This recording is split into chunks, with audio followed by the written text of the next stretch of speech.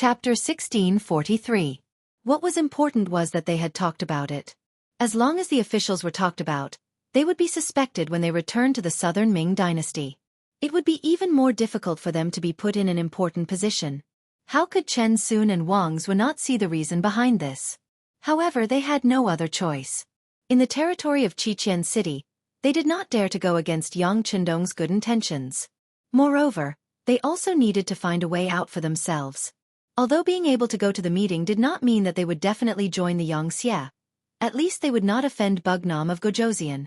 Moreover, so many officials did not refuse. So why would they refuse? Wasn't this the same as digging their own graves? No one with political wisdom would do such a foolish thing. In the same small courtyard, Yang Lu was listening to Yang Ying's report. He was talking about the officials of the Southern Ming Dynasty's observation group being talked about. Master, as of now, all the officials of rank 4 and above in the observation group have been talked about. Yang Chendong has used almost all the officials of the city lord's mansion, and has already started to talk about the rank 5 officials. When Yang Ying said this, his face revealed an expression of admiration. At this moment, Yang Lu's face was also filled with admiration. He naturally saw through Yang Chendong's intentions. It was because of this that he could not help but say with admiration, "Amazing, my young master really has good methods." Presumably, Emperor Yingzong will have a headache and will not dare to put these people in important positions. This is equivalent to cutting off one of his own arms before the battle. Yang Ying also nodded and said, "That's right. If they don't dare to trust these people, then in a certain period of time, Yingzong will have no one to use. It is very likely that there will be internal chaos in the southern Ming dynasty." "No. It is not a possibility, but a certainty," Yang Lu said with a very firm tone. Then his tone changed. "However, this has nothing to do with us. It is even a good thing. What we want is to take the chestnuts out of the chaos." "Right. How are the arrangements on Yang Yang's side?" "Everything is arranged properly. The poor and stupid him does not know that he is being used by us." Speaking of this matter, Yang Ying's face was filled with pride. This time, there were embroidered uniform guards among the members of the Southern Ming Observation Group. This was one of the methods the great Ming Emperor used to monitor his subjects. One of the commanders named Wenjing had another mission, which was to contact Yang Yang and create a false impression that Chao Jixiang wanted to join Bugnam of Gojoseon to lure him in. Hearing Yang Ying say that the plan was going well, Yang Lu's expression became better. "Good, haha, if that's the case we have to be prepared. Remember, this time, we can only succeed and not fail. Otherwise, we will die without a burial ground." Yang Ying replied with a straight face, "Master, please rest assured. We have prepared for this for a long time. There will definitely be no problems." "All right, let's wait and see," Yang Lu said with a face full of excitement. Then, he muttered to himself in a voice that no one else could hear, "I hope you can cooperate. Like this, as a master and servant, I can still spare your life. Otherwise, I can only force you to be ruthless." Crimson City Pier. This day was very lively. The 13,000 people of the Southern Ming Observation Group were queuing up to board the ship. Compared to the excitement they had when they came, most of them were reluctant to leave. They could eat well, sleep well, and have so many fun things here. It was really hard for them to give up. Now that they were finally going to leave, they were going to return to their previous lives. For a moment, a sense of disappointment filled everyone's hearts. Yu Qian, Shen Yu, and the others also appeared in front of the pier to send everyone off. They were bidding farewell to Chen Sun, Wang Zhou, and the others in front of the pier. With a bitter smile on his face, Chen Sun looked at Yu Qian in front of him and didn't know what to say. Thousands of words turned into one sentence. "Yu Qian, you've really screwed this old man over." "Master Chen, don't say that. Can't you see that our Xianxia is already much stronger than the Southern Ming Empire? This is because our king is virtuous. Otherwise, it would be like dealing with other foreign races and other countries. As long as the army moved, would the Southern Ming Empire be able to stop it?" Yu Qian didn't feel that it was too much. Instead, he spoke the truth. During this time, Chen Sun also went to the 5-star Army's barracks. He looked at the equipment and the training process. He also saw the long line of young people signing up. Chen Sun was very envious that so many people in Crimson City volunteered to join the army. It was unlike the Southern Ming Empire, where the army relied on soldiers. When there weren't enough soldiers, they could only go to the various cities to recruit strong men. One was voluntary, the other was forced. The result was obvious. The conclusion was that the Southern Ming Empire was definitely not a match for the five-star army. Thus, Yu Qian's words were true. However, if Chen Sun joined the Xianxia because of this, he wouldn't be able to get over it. He decided to think about it carefully. He didn't reply to Yu Qian's words and only smiled. On the other side, Shen Yu was chatting with Wang Zhua and the others. On the surface, it looked like they were enjoying themselves. Come over when you have time. As long as you are willing, the gates of Crimson City are always open for everyone, Shen Yu said with a smile. Wang Zhua and the others naturally wouldn't be stupid enough to immediately nod and agree to this obvious solicitation. They could only chuckle and change the topic. Bug Nam of Gojoseon has arrived. Just as everyone was waiting to board the ship, a group of majestic cavalry came from not far from the dock. Then, Yang Chendong, who was wearing a golden cape, came from afar under the protection of the Black Knight Dragon Guards. King is here. Yu Qian and Shen Yu immediately straightened their bodies and tidied their clothes before walking over. The other Southern Ming officials who hadn't boarded the ship also hurriedly stood in several rows with a respectful appearance. Soon, the cavalry arrived at the pier and Yu Qian took the initiative to say, "King, didn't you say you weren't coming?" "How could that be? They are the backbone of our Han people. If they want to leave, how can this king not send them off?" Yang Chendong said as he dismounted. Then, accompanied by Yu Qian, Shen Yu, and the others, he walked over to the group of Southern Ming officials and shook hands with them one by one. During this period of time, everyone was used to this way of greeting and shaking hands, so everyone was very cooperative. There were even some officials who, after shaking hands with Yang Chendong, had their faces flushed red. Needless to say, this was caused by excitement. While shaking hands with everyone, Yang Chendong said loudly, "I believe everyone has seen how happy the Han people are living under the leadership of Xianxia. And we live in this era. Since we have the conditions, what we should do is to let more Han people live a better life. This can't be done by just relying on the efforts of this king and Xianxia's officials. We still need everyone's support." Well said, well said. The Southern Ming officials nodded in agreement. Using the people's livelihood as an example was indeed something that no one could refute. Seeing that the effect was achieved, Yang Chendong smiled and watched as everyone boarded the ships. Ships appeared one by one and left one by one, slowly sailing out of Crimson City's new pier. On the cruise ship, many members of the observer group were still waving their hands towards the shore, looking reluctant to part with them. Wang Zhiqing and his sister Wang Shang also waved for a while. When they saw that the pier was far away, they casually found a place to rest in the ship's cabin. Then, Wang Shang's pleasant voice sounded, "Crimson City is so good. It's 10,000 times better than our capital. I really don't know when we will be able to come back." After sighing, Wang Shang said to herself, "Brother, if grandfather comes to Xianxia to be an official, do you think we can live here forever?" Wang Zhiqing, who was called by his sister, nodded perfunctorily. That's right. At this moment, he didn't hear what his sister said at all. All of his attention was on the ship's cabin. In the end, he still won. He borrowed some money from his friends and sister to buy a bicycle and left it there. This was his biggest gain from this trip. He even began to imagine what kind of commotion he would attract when he rode a bicycle through the streets of the capital, and how many envious gazes would look at him. One of the siblings was talking, while the other was thinking about something. They didn't notice that not far from them, two embroidered uniform guards had already secretly recorded everything they said and how they behaved. It was written that Wang Shang had an incomparable love for Crimson City and wanted to persuade her grandfather, Wang Zhua, to be an official in Xianxia. Her brother Wang Zhiqing was also thinking about the feasibility of this and nodded thoughtfully. Strictly speaking, the contents of the records didn't match up, because Wang Zhiqing didn't hear what his sister said at all. However, this wasn't important. What was important was what Emperor Ying would think when he saw these records, what kind of measures he would take, and what kind of commotion Wang Zhua and the entire Wang family would face. In front of the pier, the last ship had already left. Yang Chendong sighed and said, "Our actions this time will definitely make Emperor Ying unhappy. I'm afraid these officials will be in danger. How about this, you guys immediately come up with a plan?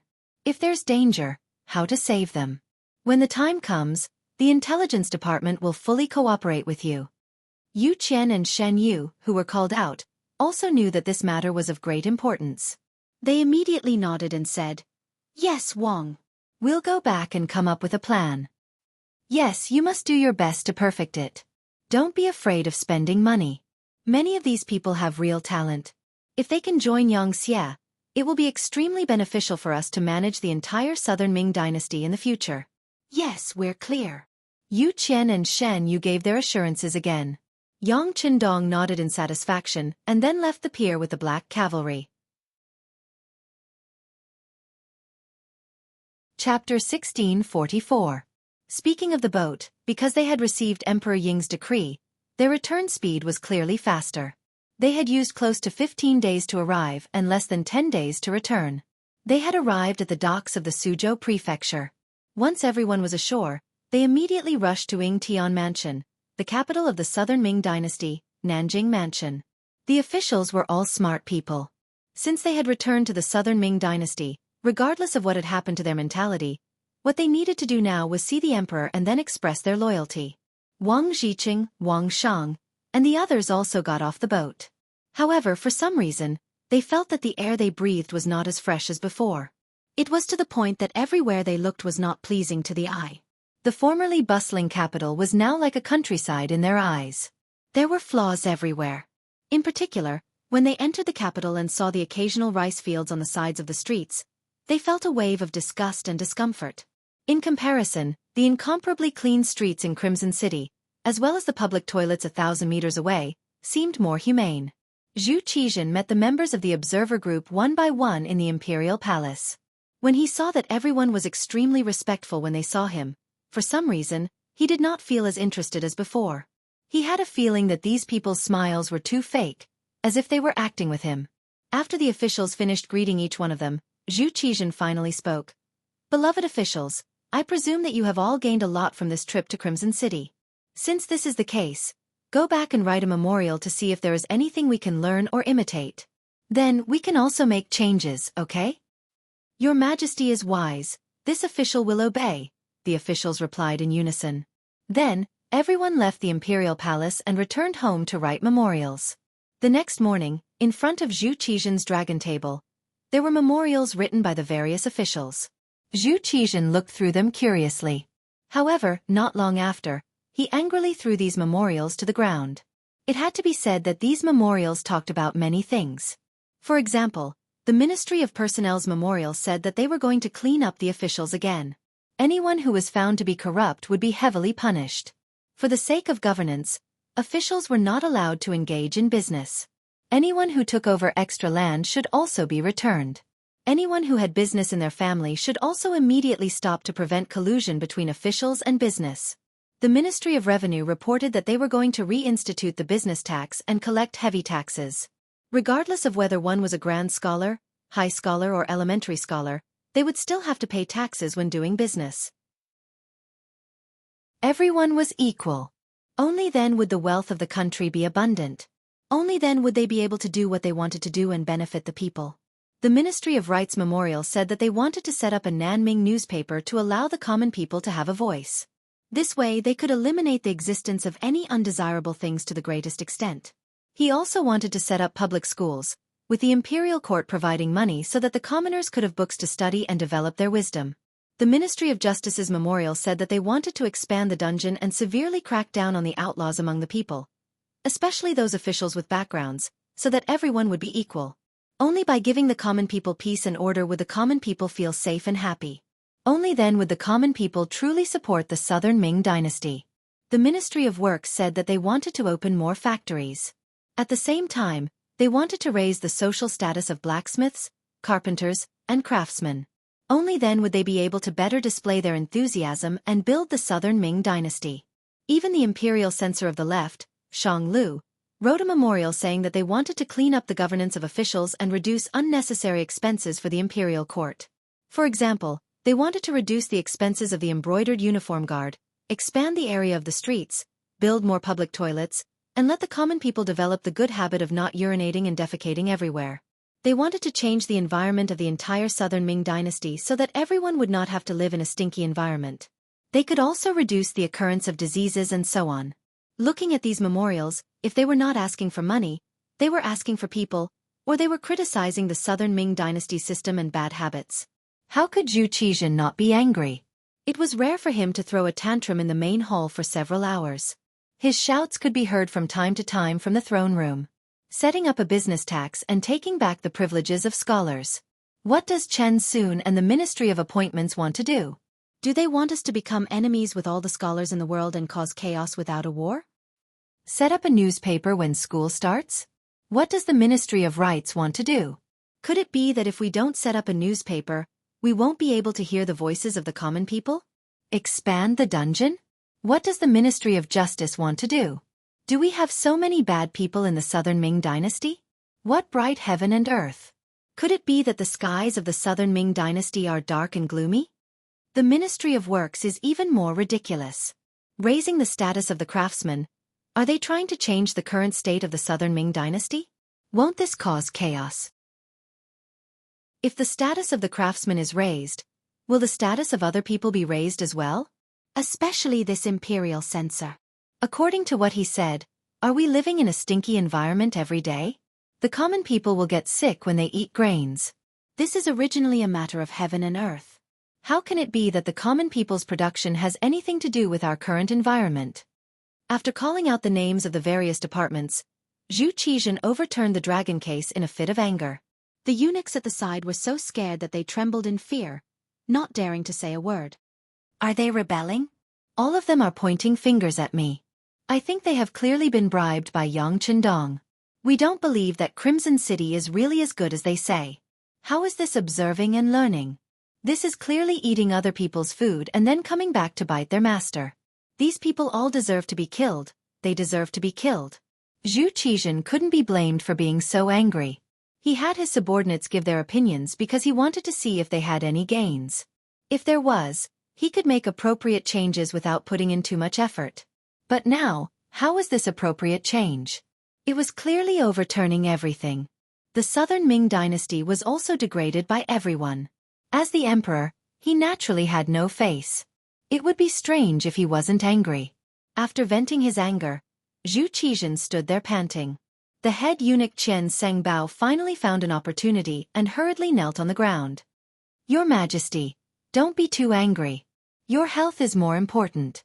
It's not worth it for these officials. Yes, it's not worth it, Zhu Qizhen said in a fit of pique. Then he said, Go, summon beloved official Chao to see us. The so-called beloved official Chao was the guard of the embroidered uniform guard, Chao Jixiang. The kneeling Qian Sengbao naturally didn't get along with him, but this was the emperor's order. He didn't dare to stop him. He hurriedly gave a look to the eunuch at the side. At this moment, Qian Sengbao was secretly delighted. He was thinking that the emperor had nowhere to vent his anger. Perhaps Chao Jixiang came at this time to eat melons. Chao Jixiang, who was on duty in the palace, was quickly found. He came to the throne room and knelt down. You all can leave first. Great companion, you can also leave. He glanced at Qian Sengbao.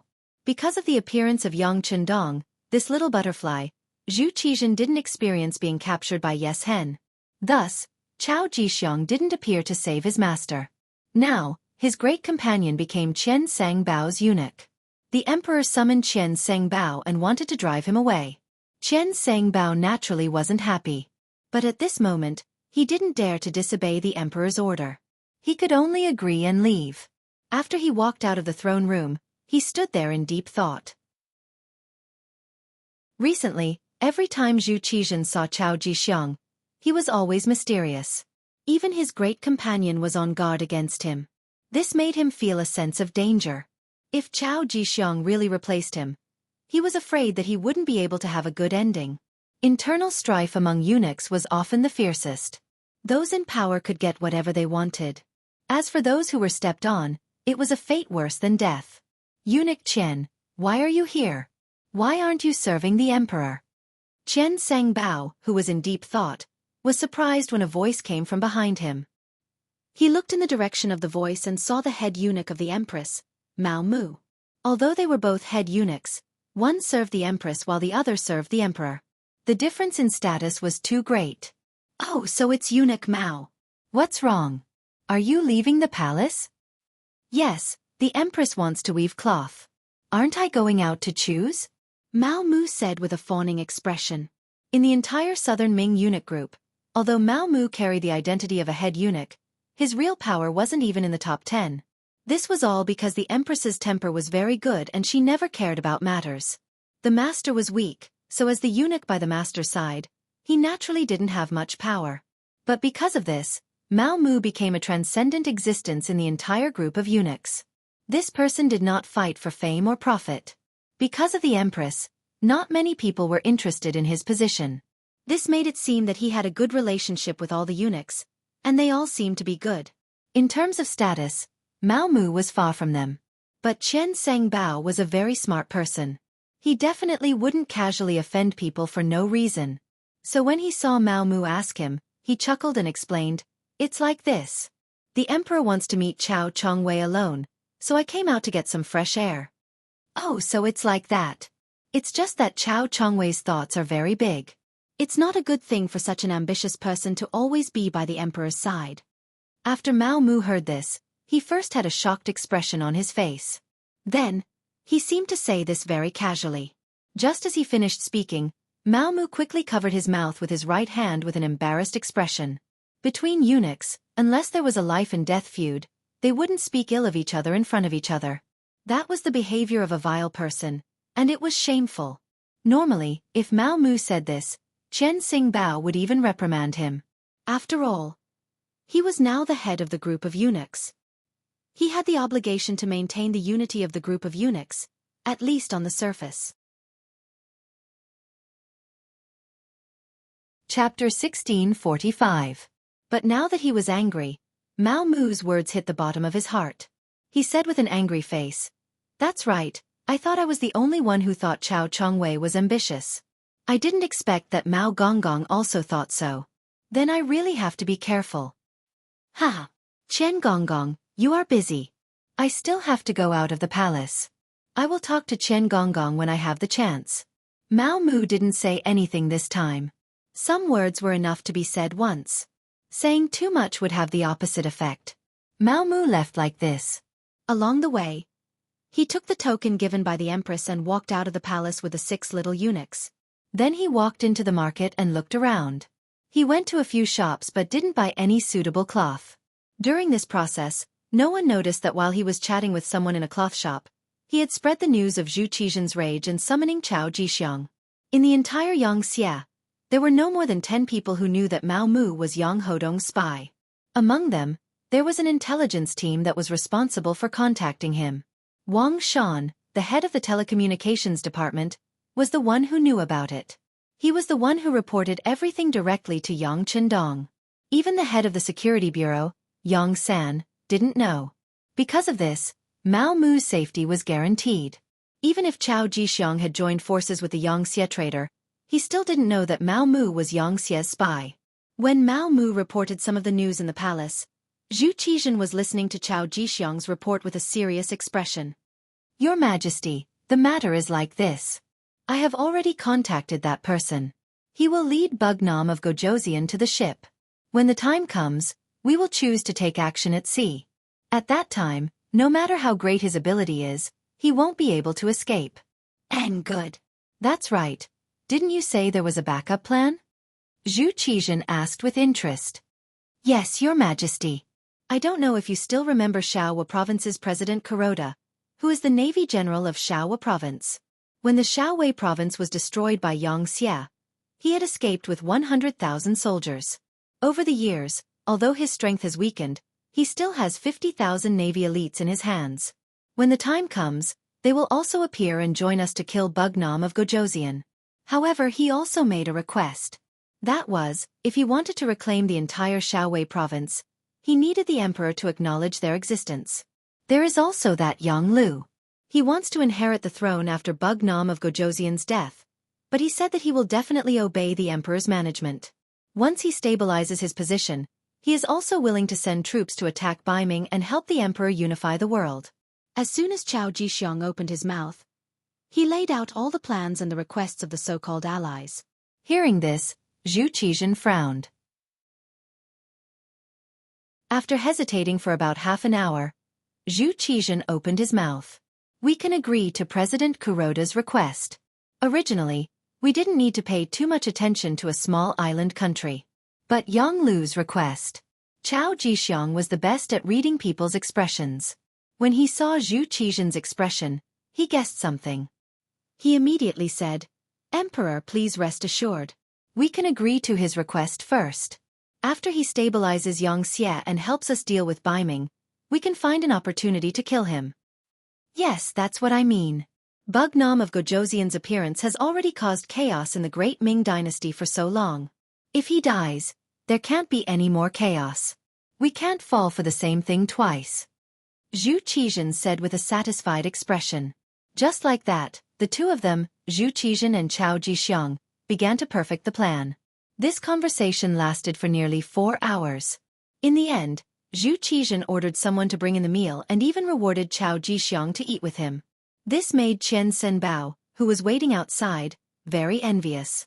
At this time, he felt that his position was in danger, but he didn't have any better ideas. Because he didn't know what Chao Jixiang was doing next. In the palace of Chen City, the telecommunications director, Wang Shan, brought the telegram sent by Mao Mu to Yang Chendong. After reading the contents of the telegram, Yang Chendong thoughtfully asked, "Did you bring the copy of the telegram from Director Yang San?" "Yes." Wang Shan also sent the copy of the telegram that he had prepared in advance to Yang Chendong. After staying by Yang Chendong's side for so many years, Wang Shan was also used to the way the young master worked. Therefore, he would send a copy of the telegram that was related to reporting to him. After receiving the telegram from Yang Chendong 2 days ago, Yang Chendong carefully read it again. Then, he put his right hand on the table and tapped it thoughtfully. He seemed to be thinking about something. After about the time it took to drink a cup of tea, he asked, "Did you find anything from the phone that I asked you to monitor?" "No, that phone is rarely used." Presumably, he also knows that some things are not safe to communicate through the phone. Wang Shan replied in a deep voice. Well, he's grown up. He's so careful when doing things, but unfortunately, he didn't use it properly. Since he chose this path of no return, he can't blame anyone for everything. Okay, Wang Shan, go back. Remember, don't tell anyone about what happened today. Not even Beta Persei. In the entire Xianxia, Yang Chendong trusted Tiger's Mane the most, followed by a few of his servants, and then Wang Shan. After all, as the head of the telecommunications department, he had access to core secrets. Therefore, although he was only a department head, Wang Shan's position in the entire Yang faction was extremely high. Very few people would not give him face. Wang Shan himself also understood that he could be where he was today, all thanks to Yang Chendong. He only needed to do things well and his status would be stable. He nodded heavily. "Young master, please rest assured that no one else will know about this." Wang Shan was able to address Yang Chendong as the young master, just like the servants. This showed how much Wang Shan was valued. Wang Shan took his leave, leaving Yang Chendong alone in the palace study. He sighed. Some things did develop beyond his expectations. He had thought that someone would betray him. After all, when one's status was high and one's vision was broadened, one would have the motivation and ideas to move up. However, when something really happened, and the person who betrayed him was someone he trusted very much, Yang Chendong still felt very uncomfortable. He did not know how long he had been sitting there. All kinds of memories and pasts between Yang Chendong and Yang Lu flashed through his mind. It was not until Hu Yen appeared in the study and brought a bowl of lotus seed soup in front of him that Yang Chendong came back to his senses. He smiled apologetically. "Look, I made you worry again." "No, I just wanted to see you. Don't think too much about it. We've already gotten enough. Even if we stop now, we won't have any regrets." Hu Yen walked behind Yang Chendong with a smile and gently massaged his shoulders. Feeling the care and gentleness, Yang Chendong reached out and patted Hu Yan's arm. "Good, optimistic spirit. Take it easy, take it easy." Ha! At this moment, Yang Chendong's mood seemed to be much better. In contrast, Yang Lu outside the small courtyard of the palace was very proud. As he expected, although Wen Jing had gone back, He had already convinced Yang. If the plan went smoothly, there should be a result soon. And he just needed to push the boat along. Yang, you can go and do that thing now. This little one understands. Yang nodded in agreement, then turned and left. On the surface, after the Southern Ming Kingdom's observation team left, Xianxia City became stable again. But in fact, there was an undercurrent surging, and a conspiracy was shrouding Yang Qindong's head. 2 days later, Yang went straight to the palace. His face was full of joy, as if he had done something great. On the same day, Beta Persei's mother-in-law, Badama, suddenly entered Xianxia First Hospital because of a serious illness. As the son-in-law, Beta Persei naturally had to perform well. He had already applied for 10 days of leave from Yang Qindong to serve his mother-in-law. In the palace, Yang Qindong saw Yang Qindong and said, "Fourth brother, it's done. I have already discussed with the commander of the Southern Ming Brocade Guards, Wan Jing. As long as you, Bugnam of Gojoseon, are willing to admit it personally to the other party, and Chao Jixiang is willing to submit to Xianxia, he will bring all the Brocade Guards. Anyway, at that time, they will control the Southern Ming Palace. As long as my army arrives, we can take over the entire Southern Ming Kingdom with the smallest price." Looking at Yang Qindong's happy expression, Yang Qindong smiled. "Fourth brother, how did you discuss it?" "Oh, it's like this." Yang Qindong explained the plan that they had discussed. After an hour, Yang Qindong understood everything. After hesitating for a moment he said, "Okay, this prince agrees. I will meet with Chao Jixiang outside the Wenzhou port. At that time, this prince will personally promise that as long as Chao Jixiang is willing to help me, Xianxia, not only will he not be punished, he will also be rewarded greatly." Yang Qindong was very happy when he saw that Yang Qindong had agreed. "That's great. However, fourth brother, you must remember that in order to prevent the news from leaking out, you must not bring too many troops. It will not be good if the news is leaked." Is this fourth brother's idea or their idea? Yang Qindong asked after hearing this. However, his heart was beating very fast because if this was his fourth brother's idea, then he could not help but suspect whether Yang was also involved.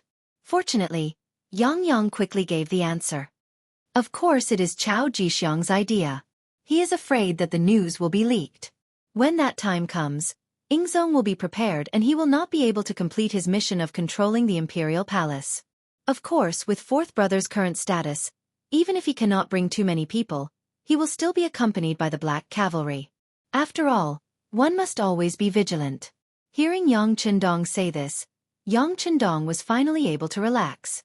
He nodded and said, "Okay, fourth brother. I understand the matter and I also agree. Next, you all can set a time together. When there is an accurate time, just inform sixth brother." Chapter 1646. "That's the best, ha ha ha." Yang Qindong grinned. Obviously, he wanted to facilitate this matter. This was equivalent to him making a great contribution. At that time, no one would dare to look down on him. Who would say that he was relying on his relationship with fourth brother Yang Qindong? He wanted to prove that he was also a capable person.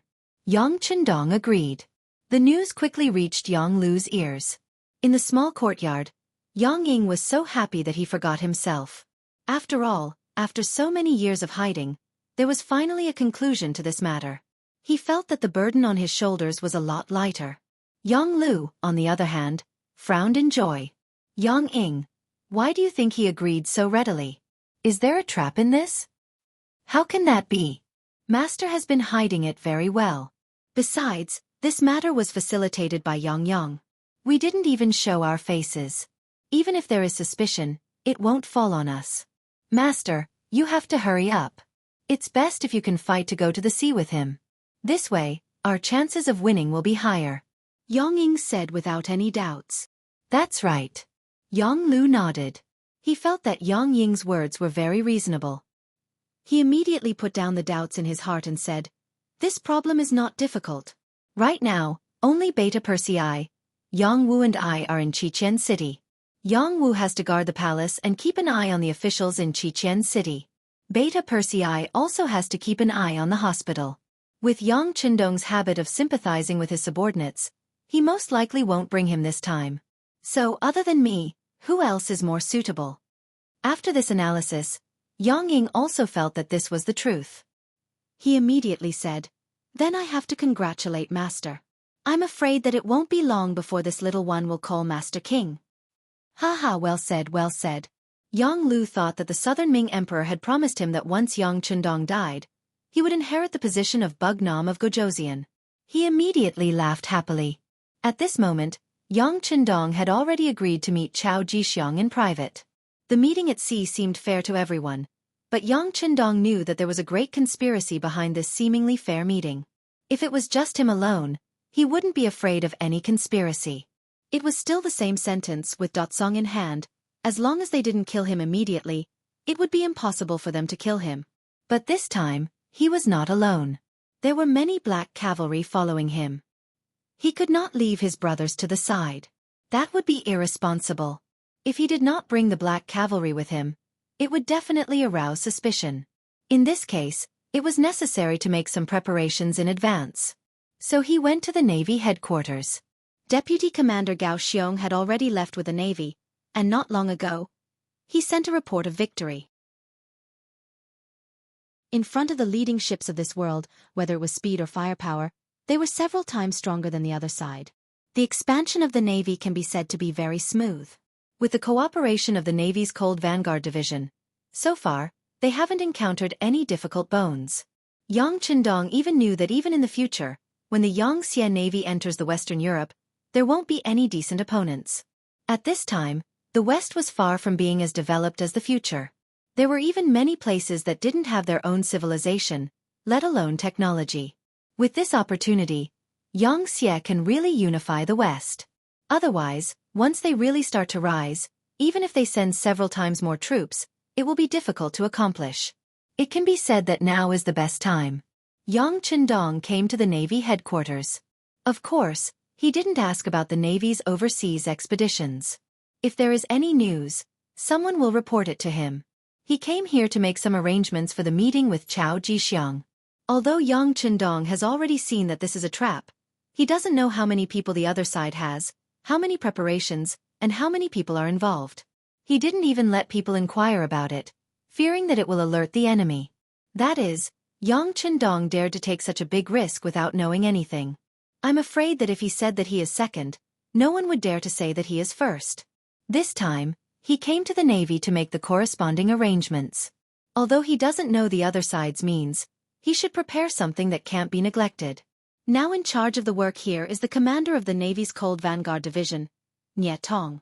He is also one of Xia's old men, and also one of Yang Chindong's trusted Navy generals. In the room of the commander-in-chief of the headquarters, Yang Chindong and Nie Tong sat facing each other. After that gaze constantly scanned Nie Tong's body, Nie Tong's forehead was oozing with cold sweat. Today, with Yang Chindong's power, few people can face him calmly. Perhaps only people like Yu Qian who have a lot of experience can do it. Can I trust you? These words caused Nie Tong to stare blankly for a moment before he abruptly stood up. With an incomparably confident tone, he said, "Sixth young master, this subordinate is at your beck and call. I am willing to serve you at any time." From the results of the investigation of the Intelligence Department, the Navy's department is still very pure. There is a war to fight, there is something to do, there is no time to think about other things. Coupled with the investigation of the Intelligence Department, Nie Tong has won his trust. Very good, Commander Nie. This king asks you, what is the largest speed of the warship in the Navy? The so-called speed refers to the speed of the ship at sea. About 1 knot is equal to nearly 2 kilometers. For example, the speed of the Ming Dynasty's ships is about 5 or 6 knots, which is equivalent to about 10 to 12 kilometers per hour. For example, the speed of the later Liaoning warship is 29 knots, which is less than 60 kilometers per hour. Because the Xianxia Navy ships use steam cars, now the maximum speed can reach between 10 to 12 kilometers per hour. Just in terms of speed, it is twice the speed of the opponent. Reporting to the 6th young master, the Navy dock has 10 5th-level warships, 34th-level warships, hundreds of 3rd-level warships, and other 2nd-level and 1st-level warships. The 3rd-level and above warships have reached a speed of more than 10 knots. In these years, the Navy's warships have been developed. In the past, only the commander-level commanders can command 5th-level warships. Because of the emergence of 6th-level warships, now it has become the division's exclusive use. And so on, the Navy has become many times stronger than before. Good. Hearing that there are so many powerful ships, Yang Chendong is very satisfied. He decided to use all of the 3rd-level and above warships. Although it seems a bit exaggerated, one of Yang Chendong's rules of conduct has always been to not do anything. Besides, this time there is still a naval battle to fight. No one knows what Yang Chendong and Nye Tong talked about in the end. Everyone only knows that for more than an hour, the door of the room was not opened. In the end, Yang Chendong left with satisfaction. The Navy dock is a first-class military secret location. Without permission, even the Yang family's servants have no way to get close. Based on this point, this trump card has become a secret, and there is no need to worry about it being known by others. The only one who really knows the plan is Nye Tong. The other members of the entourage only know that there is a sea mission. As for where they are going and what they are going to do, it will only be revealed at the last moment. After a trip to the Navy headquarters, Yang Chendong returned to the palace and went to the telegraph office. Except for the director Wang Shan, who is still inside, the other staff have been temporarily exiled for various reasons. Even if the servants around him can betray him, Yang Chendong really can't casually trust other people now. After leaving Wang Shan, the two of them operated the telegraph for a while. After doing this, Yang Chendong stretched and said to Wang Shan, "Wang Shan, this time you stay at home. You don't have to go out with me." "No, this subordinate is not talented. I am willing to follow the young master until death." Wang Shan suddenly stood up and said with an unquestionable voice. Although he now has a faint feeling that this sea trip will be very dangerous, he still wants to follow Yang Chendong. Everything he has today is all thanks to Bugnam of Gojoseon. Now that there is danger, how can he shrink back? Okay. Thinking that many things can't be done without Wang Shan's help, Yang Chendong nodded and agreed after a little hesitation. Then he got up and patted Wang Shan on the shoulder and said, "If that's the case, you must be careful on this trip." "Yes, young master, this subordinate will be careful and won't let you down." After a series of arrangements, the next problem is the follower.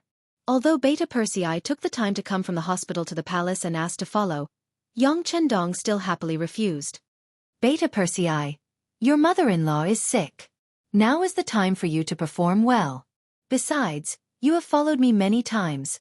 This time won't make a difference. Don't go this time, just let." Yang Chendong's gaze moved between Yang Wu and Yang Lu, who were standing on the side, and finally fell on the latter. "Let Yang Lu follow the young master." "Yes." Yang Lu was overjoyed, but his face did not change. Instead, he looked at Beta Persei and promised, "Second brother, don't worry, I will be fine with the young master." "Then, okay." Beta Persei saw that Yang Lu took the initiative to stand up, and this was the young master's idea, so he did not fight for it. After all, they were all servants, and he couldn't be the only one to enjoy the good things. He also needed to give others a chance. After deciding on Yang Lu's follower, Yang Chendong personally appointed the 3rd captain of the Black Cavalry, Badeo Jiang, and asked him to bring 500 Long Wei with him. The matter was settled. Regarding Yang Chendong only bringing 500 Black Cavalry, whether it was Beta Persei, Yang Wu, or Yang Lu, all showed faint doubts. Obviously, the Black Cavalry now had 5,000 people, and only 500 people were too few.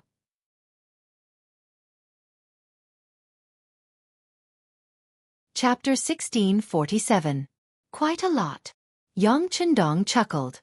"The last time we went to Yunnan, we only had 500 Black Cavalry and there were no problems.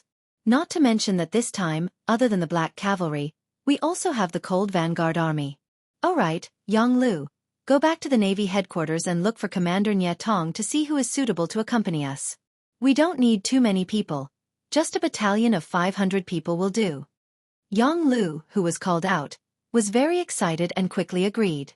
He did not expect that Yang Chendong would value and trust him so much. At this time, his mentality was shaken. Is it really good for him to go against his master who trusts him so much?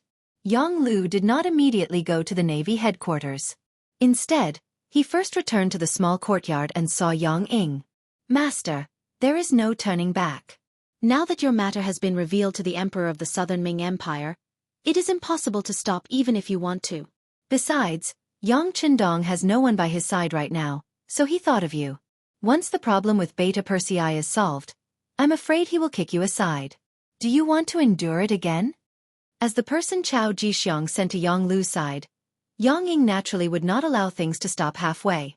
Hearing these words, Yang Lu nodded continuously. He just could not bear it. In fact, he did not have the intention to stop the plan. Otherwise, he would not have discussed it with Yang Ying and would have directly confessed to Yang Qindong. Now that he got the answer he wanted, he nodded vigorously and said, "That's right, this is my opportunity. I must grasp it." In the Navy headquarters, Yang Lu's figure appeared. Commander Nye Tong, who had already received the news, was personally accompanying him. Then, a battalion commander called Wang Nanhu was called. No one knew that Wang Nanhu had already been bribed by Yang Lu. This was also an accident. When Yang Lu was still managing the intelligence agency in the Southern Ming Empire, he received news about Wang Nanhu. This person was actually an early spy that the Southern Ming Brocade Guard had sent to Crimson City. However, what was unexpected was that ever since Wang Nanhu entered Crimson City and Cold Front, his attitude changed rapidly. He actually took the initiative to cut off all ties with the Southern Ming Empire and changed his name from Wang Hunan to Wang Nanhu. Even though there was only a difference of one word, it was very difficult for the Southern Ming Empire's embroidered uniform guard to find someone. The defensive measures of Crimson City were simply too strict. Who knew how many spies had been sent out over the years, but all of them either went missing or were captured and killed. If Chao Jixiang and Xianxia hadn't started working together and provided this list, Wang Nanhu might have hidden for the rest of his life and become a real Xianxia. Wang Nanhu was not the only one on the list. There were many others. However, most of them could no longer be found, or it could be said that they had hidden themselves very well. On the other hand, Wang Nanhu, whose name was reversed, was too easy to recognize, which was why Yang Lu had discovered him. It was because of this that Yang Lu named Wang Nanhu. Nye Tong had already received Yang Qindong's secret order to fully cooperate with Yang Lu's actions. Of course, he wouldn't stop him and agreed. After that, Wang Nanhu went to Yang Lu's small courtyard to report. Wang Nanhu didn't know that his identity had been exposed. Over the years, he had even forgotten that he was a spy of the Southern Ming Empire's embroidered uniform guard. It was because he had been very happy over the years in Crimson City. This was because he had confirmed the strength of the Xianxia. He was also certain that only the Xianxia could truly let the Han people live a luxurious life without worrying about food or clothing. Over the years, Wang Nanhu had also done his best to integrate himself into this life. Because of his efforts, he had now become a battalion commander of the Navy's Cold Front. It could be imagined that his future was bright and promising. When he came to the small courtyard with this thought, he first saw Yang Lu sitting on the chair. He knew that this was one of Bug Nam of Gojoseon's most trusted servants. He immediately gave a military salute and said with an excited tone, "The Navy's Cold Front's 1st Army's 1st Division's 3rd Regiment's 2nd Battalion Commander Wang Nanhu has come to report." "Leader, please ask for instructions." Your spirit is not bad." Looking at Wang Nanhu, who was standing there like a pine tree, Yang Lu chuckled. This was considered a compliment. Wang Nanhu, who was in his 30s, also laughed embarrassedly. But Yang Lu's next words made him suddenly feel as if he had fallen from heaven to hell. His whole body was covered in a layer of cold sweat. "But I don't know, seeing you like this, what will Chao Jixiang's guild think?" Yang Lu, who seemed to say this casually, stared at Wang Nanhu without turning his gaze away. Like a thunderclap in his mind, Wang Nanhu suddenly realized that he once had another identity, a secret agent of the Southern Ming Empire's embroidered uniform guard. At this moment, the past flashed through his mind like a movie, causing his face to turn red and white. Wang Nanhu was still struggling as his expression kept changing. He was betting that Yang Lu was trying to trick him. Perhaps this was a test before he was given a mission. Therefore, he tried his best to calm himself down. Then he chuckled and said, "Chief, what are you talking about? This subordinate doesn't understand." Seeing that Wang Nanhu was still struggling, Yang Lu laughed and said, "Is that so?" "That's right, Wang Nanhu can't understand, but Wang Hunan should be able to, right?" Boom. Another thunderclap flashed through his mind. At this moment, Wang Nanhu no longer had any illusions. Even his real name was found out. This was no longer a coincidence. The other party already knew his true identity. Since the other party already knew, Wang Nanhu didn't deny it. Instead, he looked around and thought that there must be soldiers lying in ambush. He should be taken down soon. All right, there's no need to look around. There's no ambush. I'm the only one who knows your current identity. Of course, Yang Lu could tell what Wang Nanhu was thinking. He smiled casually and threw another bomb. Wang Nanhu, I know that you really want to cut ties with the Southern Ming Empire, so I can give you a chance. Not only will your identity not be known by others, but you can also be a true Xianxia from now on. No one can talk about your past. What do you need me to do? Wang Nanhu's eyes were filled with hope again. You don't need to know now. When I need you, you just need to do as I say. Don't tell me you still don't trust me? Yang Lu's tone was profound. All right, then I'll listen to your orders. Wang Nanhu agreed because he knew Yang Lu's identity. He really hoped that his relationship with the Southern Ming Empire could be severed. Now that the opportunity was in front of him, he naturally had to seize it. Very good.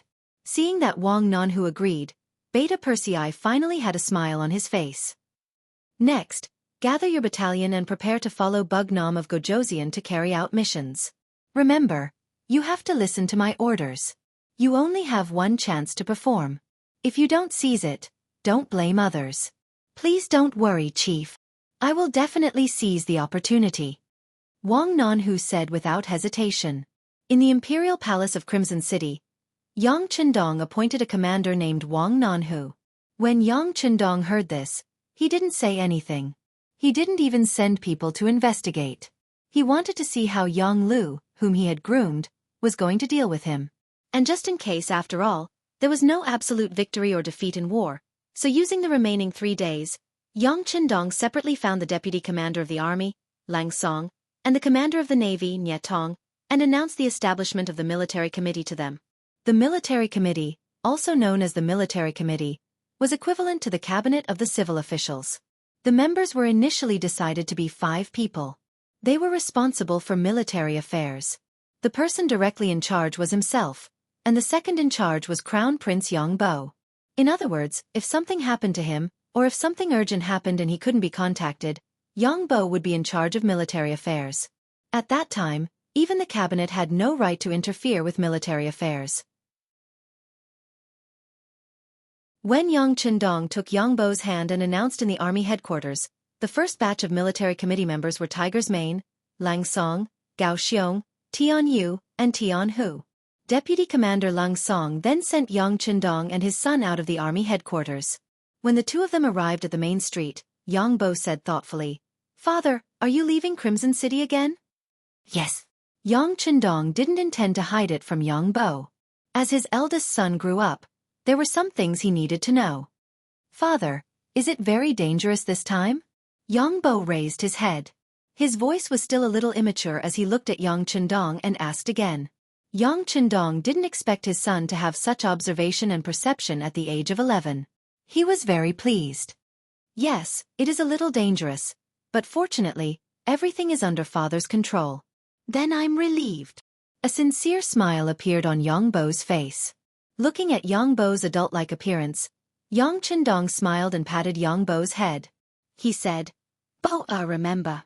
As a king, you have to trust your subjects, but you also have to be careful. You also need to have your own judgment and not be swayed by others. Because of the difference in status, they might not really think about you. As long as you think it's right, just do it." "Yes, I'll remember." With Yang Bo's comprehension ability, he naturally couldn't understand everything, but this didn't stop him from remembering it and slowly understanding it when he returned. After the cabinet, the military committee was also established. Just like that, Yangxia's 2 major institutions began to operate. Yang Chendong could also put down his burden and do what he should do.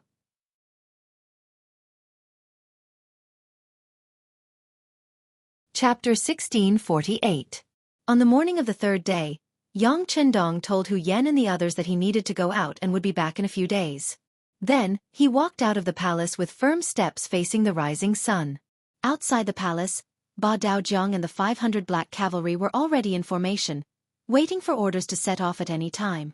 According to fourth brother Yang, this meeting with Chao Jixiang was a very secret matter, so they couldn't let more people know about it, in case the news was leaked. So Yang Chendong really didn't tell anyone. Of course, this wasn't because he believed these words, but because he didn't need to let others worry. On the new pier of Crimson City, Yang and Yang Lu were already waiting. Battalion Commander Wang Nanhu was also waiting with 500 cold vanguard soldiers armed with live ammunition. Fourth brother. Young master. Greetings, Wu King Nan. All sorts of greetings followed. Yang Chendong's expression was calm as he looked at Yang Lu and asked, "Is everything ready?" "Young master, everything is ready. We can set off at any time." Yang Lu suppressed the excitement in his heart. "Good, then let's set off." Yang Chendong nodded and walked towards the nearest Class 5 warship. This time, in order to not attract attention, Yang Lu didn't bring a Class 6 warship.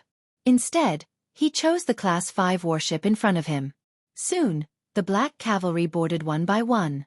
Then, the ropes were retracted and the 3 warships left the pier.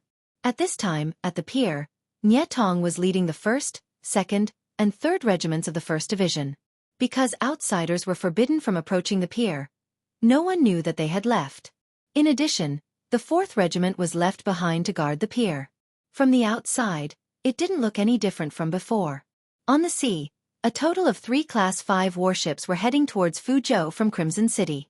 At the harbor built by the Yang faction in Fuzhou, Chao Jixiang, dressed in casual clothes, walked into a medium-sized ship. The embroidered uniform guards who had long since taken control of everything on the ship also set sail, heading towards Crimson City. Behind their ship, 2 ships that looked like fishing boats were tailing them. Relying on the high-powered binoculars in his hand, he seemed to be hanging several miles behind them. Because the distance was too far, it did not attract Chao Jixiang's attention. Or rather, Chao Jixiang's attention wasn't on his side at all. Ever since he entered the cabin, he had been looking at the radio in front of him. An intelligence agent sent by Yang Lu was fiddling with it. He knew nothing about radio stations. He only knew that it was very powerful and could transmit information from thousands of miles away. Chao Jixiang, who was sighing at the miraculous nature of this item, was waiting for the fish to take the bait. As for safety, he was not worried. Yang Lu had arranged everything. As for whether or not he would be cheated, he was carrying the Imperial Edict personally written by Zhu Qizhen of the Ying sect. It was about Yang Lu succeeding Yang Chendong and becoming the Bugnam of Gojoseon. Presumably, there were people who were more anxious than him. If Yang Chendong didn't die, Yang Lu wouldn't be able to ascend the throne. Right, Yang Lu now had another name, Yang Shunming. This meant that he was willing to submit to the great Ming dynasty. It could be seen that in order to ascend the throne, Yang Lu was really going all out. As for whether or not Yang Lu would lie to him, it was basically impossible. He wouldn't tell such a big lie just to deal with her, would he? Furthermore, he even asked Yang Chendong to cooperate with him. Did he really think that he had an important identity? Eunuchs, in the end, weren't even considered complete people. They were even looked down upon by many people. Even if some people tried to curry favor with them, it was only because of the emperor's face. If they really left the emperor's favor, eunuchs wouldn't even be worth a fart. Chao Jixiang was waiting for news. Yang Chendong's level 5 warship was also heading towards the predetermined location. The level 5 warship's speed wasn't slow. It braved the wind and waves all the way, quickly approaching the destination. It was only 180 kilometers in a straight line. In the future, it would only take 80 minutes to reach the destination.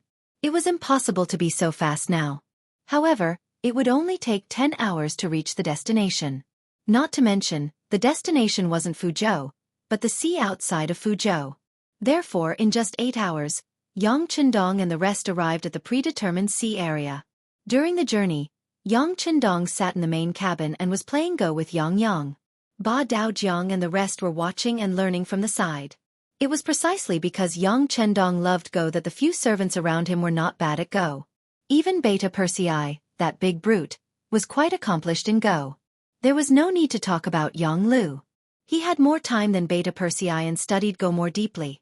At this moment, He was watching the game from the side.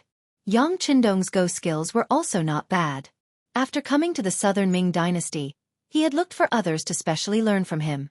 However, when facing Yang Qindong, he still felt a lot of pressure. After all, after having Datsong, Yang Qindong had already changed. He learned everything quickly and was more proficient in it. Compared to the game of Go in the main cabin, outside the cabin, Yang Ying was talking to Battalion Commander Wang Nanhu. Battalion Commander Wang, we are about to reach our destination. In a while, everything will be done according to my instructions, understand? Yes. Yang Lu had already introduced Yang Ying to Wang Nanhu, and told him to listen to this person's orders. Therefore, at this moment, Battalion Commander Wang did not know what was going to happen next. He also did not know that he was now helping someone to deal with Bug Nam of Gojoseon. All right, bring your men to the bow of the ship to check. Leave the safety of this place to our men, Yang Ying said casually. Yes. Wang Nanhu replied again and turned around to take away the 33 soldiers guarding here.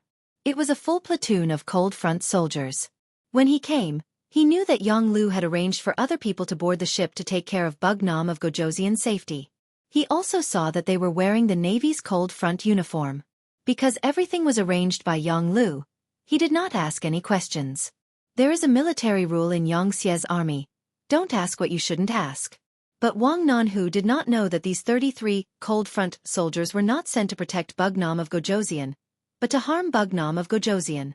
They have been missing for a long time, and even Xianxia's intelligence department could not find them. Among the 33 people, the leader was Kitamura and Yui Suzuki, followed by a group of Jonin and Chunin. In order to prevent being discovered by others, they deliberately put something in their shoes to make them look as tall as Han people. What happened outside, the Black Cavalry did not know. Because not long after they boarded the ship, Yang Qindong strictly ordered the Black Cavalry to stay in the main cabin with him. This order was given in front of Yang Lu, and he also explained that the cold front soldiers should also be trained. So far, the 30 Black Cavalry soldiers on the main ship did not go out, which made it convenient for Yang Ying to do all the things outside. Yang Lu intentionally stayed in the main cabin to calm Yang Qindong's heart. He didn't make any small movements and was also monitoring the words and actions of the other Black Knight Dragon Guards. A total of 3 battleships came, but most of the Black Cavalry soldiers and Cold Front soldiers were arranged in the other 2 battleships. Now there are only 30 Black Cavalry soldiers and a platoon of 33 Cold Front soldiers led by Commander Wang Nanhu on the main ship. In contrast, Yang Lu arranged a total of 100 ninjas on the main ship. Just in terms of numbers, Yang Lu already has the advantage. The cautious Yang Lu did not act immediately. He knew the strength of the Black Cavalry, and the Cold Front soldiers were just temporarily kept in the dark. Once they know what happened, they will immediately become his opponents. Without full confidence, he will not act immediately. Yang Qindong seemed to be completely unaware of what was happening outside. He was still playing Go with his 4th brother, Yang Yang. In the end, he won 3 games. This is already giving a lot of face to his 4th brother. Yang Yang also knew what was going on. He couldn't help but laugh. 6th brother, your 4th brother is not your opponent. You are still the best. Haha, 4th brother, you're too modest. If you weren't so impatient, we might have won this game. Yang Qindong seemed to be talking about the chessboard, but it also seemed like he was pointing out something in a roundabout way. When these words fell into Yang Qindong's ears, he didn't know why, but his face tightened. He always felt that Yang Qindong's words were pointing at something. Fortunately, at this time, Yang Ying walked into the main cabin and said, "Your Majesty, Chao Jixiang's ship has arrived." He's here? Haha, that's great. Yang Yang got up very happily. For him, being able to instigate the defection of such an important person like Chao Jixiang was naturally a great achievement. He could finally use practical actions to get rid of his status as Yang Qindong's 4th brother. For him to be where he was today, he also had real ability. Yang Lu, Badeo Jiang, you go out and take a look. Yang Qindong didn't get up. With his current status, perhaps if Zhu Qizhen came, he would only go out and welcome him. After all, it was just a eunuch, it was really nothing. Yang Lu and Badeo Jiang nodded in unison, then went out of the main cabin with Yang Yang. As expected, they saw a small boat sailing over. In the distance, Chao Jixiang, who was wearing clothes embroidered with fierce dragons, appeared in front of them under the protection of more than 10 Imperial guards with embroidered spring sabers at their waists. That's right. It is Master Chow. When he saw the person, Yang's smile grew wider. Although Badao Jiang had never seen the real person, he had seen many portraits in the past. In addition, Yang had verified the identity of the other party, so of course he didn't suspect anything. He nodded, then turned to enter the cabin and said, "Sixth young master, it is Chow Jixiang. Let's go on board to discuss." Yang Chendong nodded. His expression didn't change at all. But if one looked carefully, one would be able to see that he seemed to have sighed softly. But no one knew what it was. That was a pity.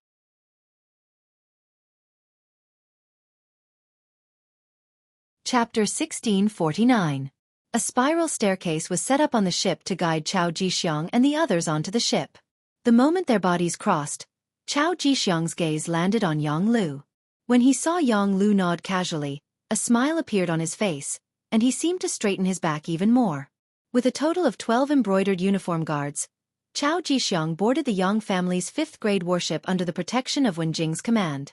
Before entering the main cabin, he was stopped by Ba Daojiang and searched. Chow Jixiang was very cooperative with all this. He didn't bring any weapons with him. He probably knew that he wouldn't have a chance to assassinate Bugnam of Gojoseon even if he had a weapon. In the main cabin, Yang Chendong sat there unhurriedly, drinking tea. Yang Chendong excitedly led Chow Jixiang into the cabin. When he saw Yang Chendong, Chow Jixiang hurriedly bowed respectfully. "This servant greets His Highness Bugnam of Gojoseon." "Haha, Mr. Chow, I trust you have been well since we last met." Yang Chendong raised his head with a smile on his face. The two of them had crossed paths when they were in Baiming. At that time, Yang Chendong was a head above Yang Chendong. Now that so many years had passed, he was still a head above Yang Chendong. Chow Jixiang couldn't help but blush when he heard Yang Chendong's words.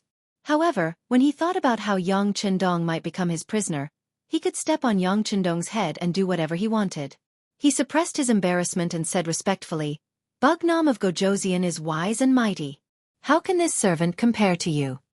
If there was a eunuch's greatest skill, it would be flattery.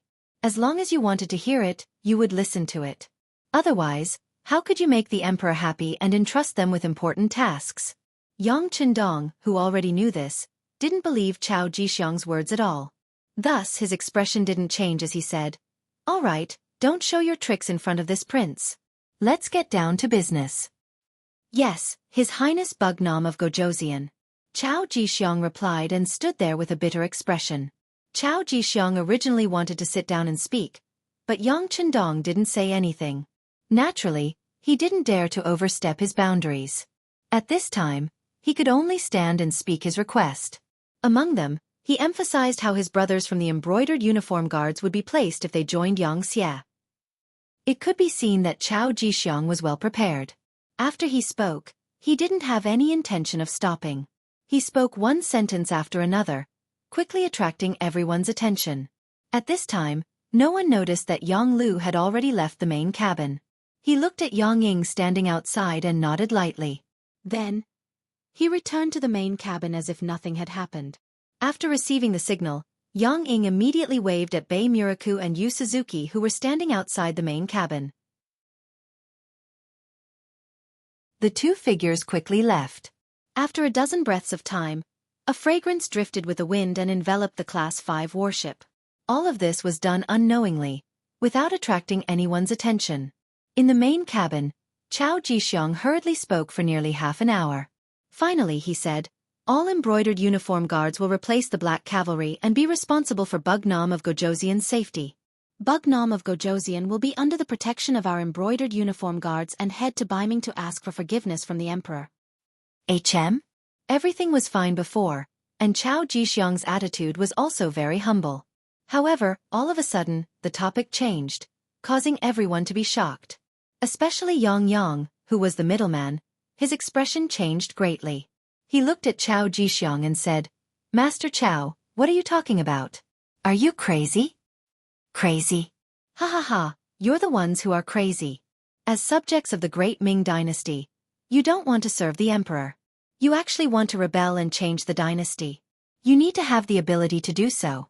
Now that I am here, you should quickly surrender without a fight. Chao Jixiang's previous submissive attitude was replaced by a maniacal laugh. You're courting death. Ba Daojiang saw that someone was being impudent in front of the sixth young master. How could he let it go? He immediately reached for his waist and pulled out his blade. Then, a loud bang sounded, causing everyone in the main cabin to be shocked. For some reason, Ba Daojiang fell to the ground. His entire body was as soft as noodles. No matter how hard he tried, he couldn't muster up any strength. The sudden change caused the other black cavalry soldiers to turn pale with fright. They immediately pulled out their blades. As they exerted their strength, the figures fell to the ground one by one. Needless to say, the situation at this moment was no different from Ba Daojiang's. What's going on? Guards, come and protect the emperor. Everything in front of him shocked Yang. When he came back to his senses, he immediately shouted. Then, the sound of footsteps came from outside the main cabin. Battalion Commander Wang Nanhu led a platoon of black cavalry soldiers and rushed over after hearing the shout. When they rushed to the door of the main cabin, because they used too much strength, they couldn't stop in time and crashed into each other. More than 30 people fell to the ground.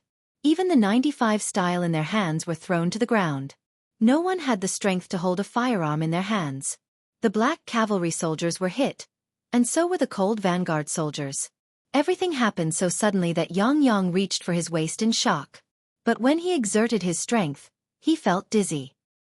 He felt as if all the strength in his body had been sucked out, and he fell to the ground with a thump. Everyone who made a move fell to the ground at this moment, unable to get up. On the contrary, Yang Lu and Chao Jixiang, who had been standing there without moving, were fine. They just looked at everything coldly. The sound of footsteps came again, and another group of people rushed in from outside the main cabin. Unlike Ba Daojiang and Wang Nanhu, these people didn't lose their strength. Yang Ying, who was at the front of the pack, was holding a porcelain bottle in his hand. He was the first to arrive before Yang Lu. Master, this is the antidote for the bone-softening powder. Take it quickly. He said to Yang Lu with a fawning expression, and poured out a small black pill from the porcelain bottle. Okay, give Chao Jixiang one too. Yang Lu took the pill and swallowed it, and spoke to Chao Jixiang in a fawning manner, just like how Yang Ying spoke to him. Yang, Ba Daojiang, Wang Nanhu, and the others clearly saw what was happening in front of them. In exchange, they were shocked. After some time, Yang, who was lying on the ground, finally opened his mouth and said, Yang Lu, you slave, what are you doing? Do you know what you are doing? Of course I know. I am doing my duty as a subject. I am pledging my loyalty to the great Ming dynasty's emperor. At this moment, Yang Lu was like a ferocious tiger that bared its fangs, and he roared at Yang. With this shout, Yang was stunned. He couldn't accept this. Even if he was lying on the ground and couldn't move, he still felt like he was in a dream. It wasn't just Yang who couldn't understand. Ba Daojiang, the black cavalry, Wang Nanhu, and the cold spear warriors couldn't understand either. Was this still Bug Nam of Gojoseon's most trusted servant? What was he trying to do? Didn't he know that this was equivalent to betraying Bug Nam of Gojoseon? This was an act of killing one's master. For a moment, everyone's first reaction was to quickly look at Yang Chendong, who had been sitting there motionless all this time. The trust they had for a long time made them place all their hopes on the king. Not only Ba Daojiang and the others, but even Chao Jixiang and Yang Lu also looked at Yang Chendong. They wanted to see what this person could do in the face of such a hopeless situation. Other than becoming a prisoner, what else could he do? Sigh. With a long sigh, Yang Chendong didn't let everyone down. He finally opened his mouth. With a sigh, Yang Chendong slowly raised his head. His face was very calm, and he still had the appearance of having the pearl of wisdom in his hand. He was not as surprised as Yang and the others. Instead, he slowly opened his mouth and spat out 3 words. Why? This question was obviously directed at Yang Lu. He was asking why Yang Lu betrayed him. Facing Yang Chendong's deep gaze, Yang Lu didn't know why, but he actually felt a little nervous. His heart started to beat faster, and he couldn't help but take a few steps back. This was the power of a dying tiger. Master. Yang Ying hurriedly stepped forward and supported Yang Lu, who was retreating. At this moment, Yang Lu felt that his performance just now was very embarrassing. But who could be blamed for this? For many years, he had been following Yang Chendong blindly. He had always been a servant. Now that he was suddenly going to be the master, he needed some time to adapt. Yang Lu, who had regained his footing, no longer looked at Yang Chendong's threatening gaze. Instead, he shouted as if he was venting his anger. Why? You still have the nerve to ask me? We are all servants, but Beta Persei is valued and is by your side every day. Yang Sangue is the director of the security bureau and has great power. Yang Si is the logistics minister and has great power. Even Yang Wu is your spokesperson in Qiqian City. No one dares to look down on you and has to curry favor with you. But what about me? With another loud shout, Yang Lu continued to vent his anger. I only married a few concubines and received some monetary gifts, but I was scolded by you in front of everyone. Then, you threw me to the southern Ming kingdom and didn't care about me. Yang is suppressing my power, and Yang San is watching my every move. Most of the time, no one listens to what I say. We are all servants, and we all work for the Yang family. Why is there such a difference in treatment? May I ask, if I don't rebel against you, do I have any other choice?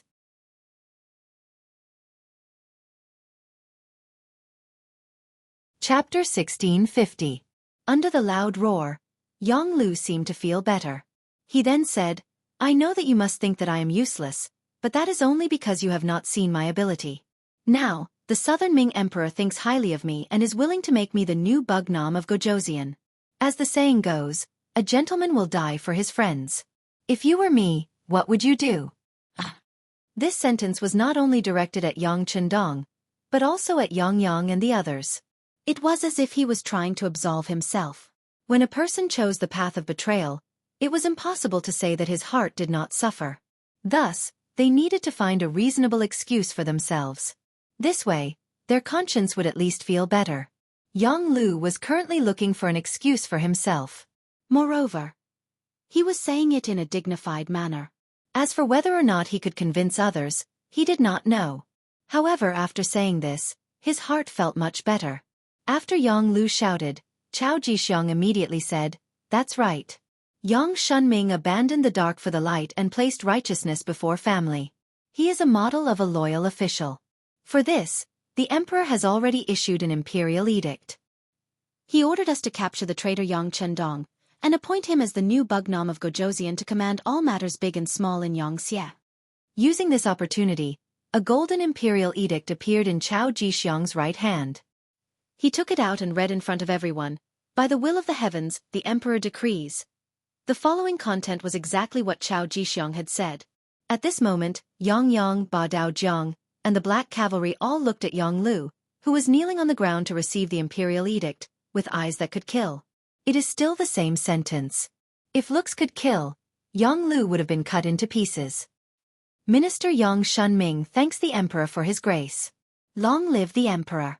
After Chao Jixiang finished reading, Yang Lu stretched out his hands to receive the imperial edict. Then, he kowtowed 3 times to the ground. At this moment, he vividly displayed the image of a servant. Bugnam of Gojoseon, please rise. Chao Jixiang quickly helped Yang Lu up with both hands. Many thanks, Mr. Chao. Yang Lu also repeatedly expressed his gratitude. The two of them displayed an expression of mutual appreciation. Good. Congratulations, master. Congratulations, master. Yang Ying, who was standing at the side, also began to flatter Lin Fan. As Yang Luqing worked for Bugnam of Gojoseon, it was obvious that his status would rise as well. By then, he would be able to do whatever he wanted in Xianxia. In the face of Yang Ying's congratulations, Yang Lu was naturally overjoyed and in high spirits. Just now, he had said a few words to express his excitement. A voice suddenly interrupted him. How unexpected, even the name has been changed. Yang Shunming, not bad. Looks like you're really made to be a servant. Needless to say, only Yang Chendong could make such a sound.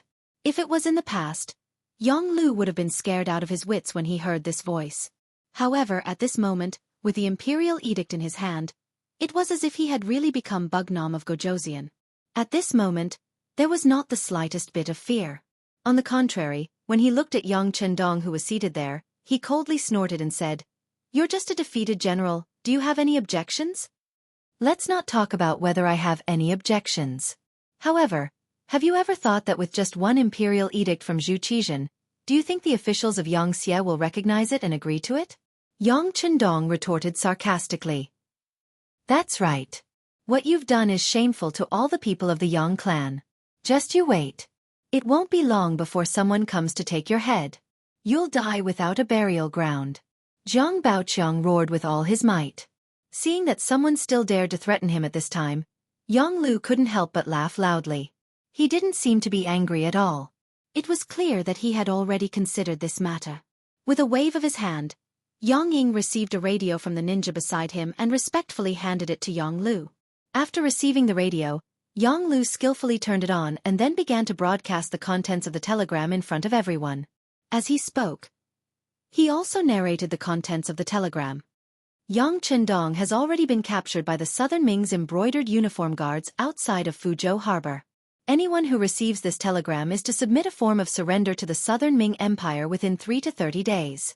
This way, you and your family will be safe. The emperor feels that everyone is working hard for the glory of the great Ming Empire and has only been deceived by vile people. Those who surrender are allowed to bring all their family assets and move to the capital of the Southern Ming Empire. Those who do not surrender within the time limit will be regarded as traitors of the Southern Ming Empire and can be killed by anyone. At the same time, Yang Chendong, Ding Lu of the family of the guilty official Yang Chendong, will be appointed as the new Bugnam of Gojoseon, commanding all of the troops under Xianxia. In the 34th year of the Orthodox dynasty, Zhu Qizhen of the Ying sect. After speaking, Yang Lu, who had also finished sending the telegram, turned off the radio and laughed heartily. How is it? This telegram has already been sent and can be received by anyone who has a telegram? Do you think that after such a thing has happened, there will still be people coming to find trouble with this prince? Every unit's radio had their own communication codes, but once a telegram was sent, even the Yangxia's department or the army could receive it. It was easy to imagine what kind of chaos this telegram would cause after it was sent out. This was equivalent to the great Ming Empire soldiers running to various cities and shouting that the emperor had been captured by the enemy. After the telegram was sent out, Yang Yang, Badao Jiang, and the others were naturally infuriated. They hated the fact that they were powerless right now and couldn't do anything even if they wanted to. At this time, on another Level 5 battleship not far away, Telecommunications Director Wang Shan also received the telegram. Although Wang Shan was allowed to follow Yang Chendong, for safety reasons, he didn't board the main ship. Wang Shan also knew that this was the biggest concession the sixth young master could make. Considering that staying on another ship would ensure his safety and control of the situation, he agreed. Now that he saw the telegram, his expression changed greatly and he instinctively wanted to reply with a coded telegram to explain everything. However, considering Yang Chendong's previous orders, he could only suppress this thought and send out a few secret telegrams. On the main ship, Yang Lu no. Yang Shunming was looking at Yang Chendong with a smug expression. He was looking forward to seeing his former master's panicked expression. It would definitely give him a great sense of satisfaction. Unfortunately, he was destined to be disappointed. This was because Yang Chendong's expression didn't change at all. Instead, he looked at Yang Lu as if he was looking at a clown. What? Is this all you've got? Isn't this enough? Yang Shunming instinctively asked. Do you think you can overturn the heavens when you're here? Come on, you can come in. Following Yang Lu's shout, Kitamura and Yui Suzuki in their Marine Cold Front uniform led a few jonins into the main ship. Bugnam of Gojoseon, how have you been? Do you still recognize us? Clown, you're just a loser. Yang Chendong's expression didn't change at all. Instead, it was filled with disdain, as if he was already prepared for the appearance of these two special jonins. Yang Chendong's expression didn't change, which greatly disappointed Yang Shunming. This was completely different from what he expected. He couldn't help but shout. What? At this time, you still want to be stubborn? You still want to act all high and mighty? Who are you trying to fool? That's right. You're already a prisoner. If you immediately kneel and beg my master, you might be able to suffer less. When Yang Ying saw that Yang Shunming was angry, he took half a step forward and said in a threatening manner, "What do you think I am? Oh right, you're the Uncle Ying that Mo Gue mentioned, right? Haha, I really underestimated you. To think that Yang Lu could get to where he is today, you must have contributed a lot, right? Let me guess, you shouldn't be as simple as Yang Lu's butler.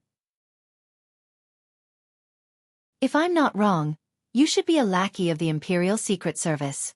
Your real master should be this Chao Chonggong, right?" Seeing Yang Ying jump out, Yang Chendong's voice was still filled with disdain. Yang Ying's expression changed constantly as Yang Chendong's words. He didn't expect that this bug nom of Gojoseon was so powerful that he actually knew his background. However, he didn't know if there was real evidence or if it was just a casual remark. But no matter what the reason was, he couldn't let him go on. Yang Ying immediately shouted, interrupting Yang Chendong's words. "What's wrong? At this time, you still want to drive a wedge between us? That's right, he's just spouting nonsense. Brother Yang, let's not talk nonsense with him. Let's cripple him first." Chao Jixiang couldn't bear it anymore. Some secrets couldn't be made public, otherwise, it would affect his future plans. "Shut up!" Yang Shunming shouted, interrupting Chao Jixiang and Yang Chendong's words. He looked carefully at Yang Chendong and asked, "How do you know all this?" "Haha, not only do I know all this, but I also know that once something happens to me, Xianxia will become chaotic. When he is no longer as strong as before, they will make a move on you.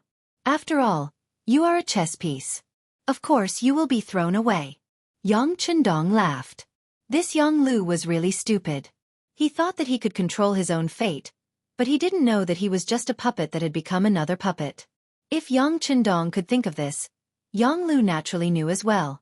At this moment, he realized that his own fate was never in his control. He couldn't help but turn around and stare fiercely at Yang Ying. When he noticed the murderous look in Yang Lu's eyes, Yang Ying couldn't help but take 2 steps back. With a nervous expression, he said, "Master, I am already loyal to you. Don't listen to the instigation of this lowly person." "Haha, loyal? How was the previous Yang Lu disloyal in front of this prince?" Yang Chendong added in a timely manner. This also made Yang Lu, who was soft-hearted, harden his heart. "Kitamura, please help me kill him. Don't worry, your country's Princess Junko will be fine. I will definitely rescue her and send her to you."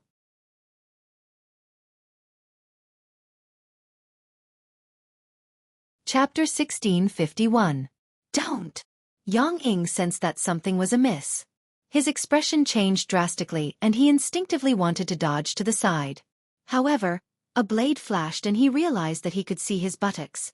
Then Yang Ying, whose head had been chopped off, fell to the ground.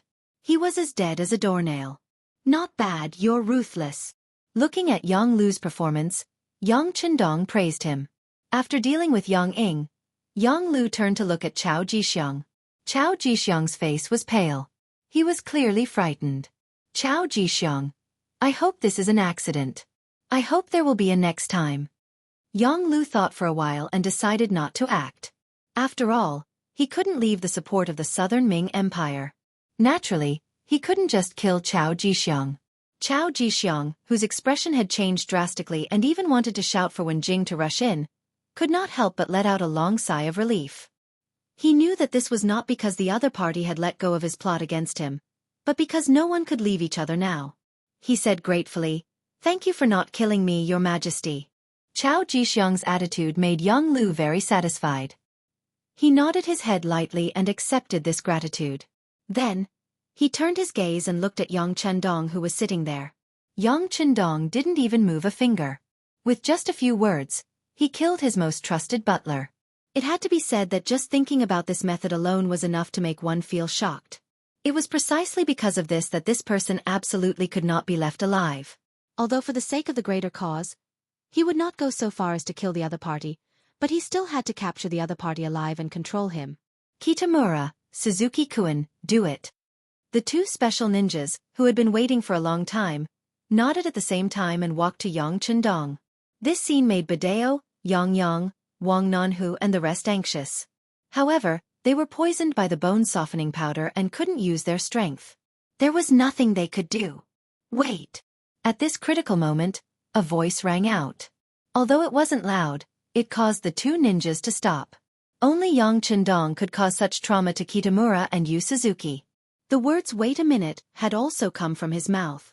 As soon as he spoke, Yang Chendong raised his head and looked at Yang Lu. What's wrong? Was it that urgent? Or are you afraid of me from the bottom of your heart? Afraid of you? Why should I be afraid of you? Don't you know that you're the meat on my chopping block? Although Yang Lu was very afraid of Yang Chendong in his heart, and this was a habit that had been cultivated over the years, he still stiffened his neck and said these words. Since you're not afraid, let's just talk about it. Otherwise, I'm afraid we won't have a chance to talk in the future. Yang Chendong said unhurriedly. However, the more he acted like this, the more he could emit a calming aura that affected the people around him, causing them to not dare to act recklessly. Say what? Yang Lu was still reluctant to admit his mistake. Let's talk about Mogue. Oh, by the way, there's also the radio station with serial number 9826. Yang Chendong squinted his eyes. When he talked about this, there was even a slight smile at the corner of his mouth. Other than Yang Chendong, no one else knew that it was the radio station that Mogue thought was abandoned that attracted Yang Chendong's initial suspicion of Yang Lu. Every radio station had its own unique code, and people who didn't pay much attention to it wouldn't pay much attention to it. Yang Chendong didn't mention this to anyone else. He only intentionally recorded the code when he distributed the radio stations. At first it was just to identify people by the station and the code. However, he didn't expect that this code would actually help him find the traitor. Yang Lu didn't know about this, and when he heard Yang Chendong mention the code 9826, he was still confused. What do you mean? Looking at Yang Lu's confused expression, Yang Chendong laughed. You've been with me for so many years, but you haven't learned much. All right, then I'll tell you. Every radio station has its own unique code, and Mogue's code was 9826. When I brought people to attack the 3 provinces, Mogue saw that he had no chance of winning, so he committed suicide and buried the radio station. What he didn't know was that even though he destroyed 80% of the radio station, the code was still clear, so. Yang Chendong deliberately dragged out his words, and as expected, Yang Lu's expression changed. He exclaimed, So you secretly investigated this radio station, and found out that it was me? That's right. Yang Chendong looked at Yang Lu approvingly. You're not that stupid, you just learned about it a little late. It was through this code that we found out that this radio station was allocated to Director White Fox of the CIA stationed in Nanming. However, that White Fox had already been bribed by you. She is now your mistress and is working for you. I have to say, you're very careful.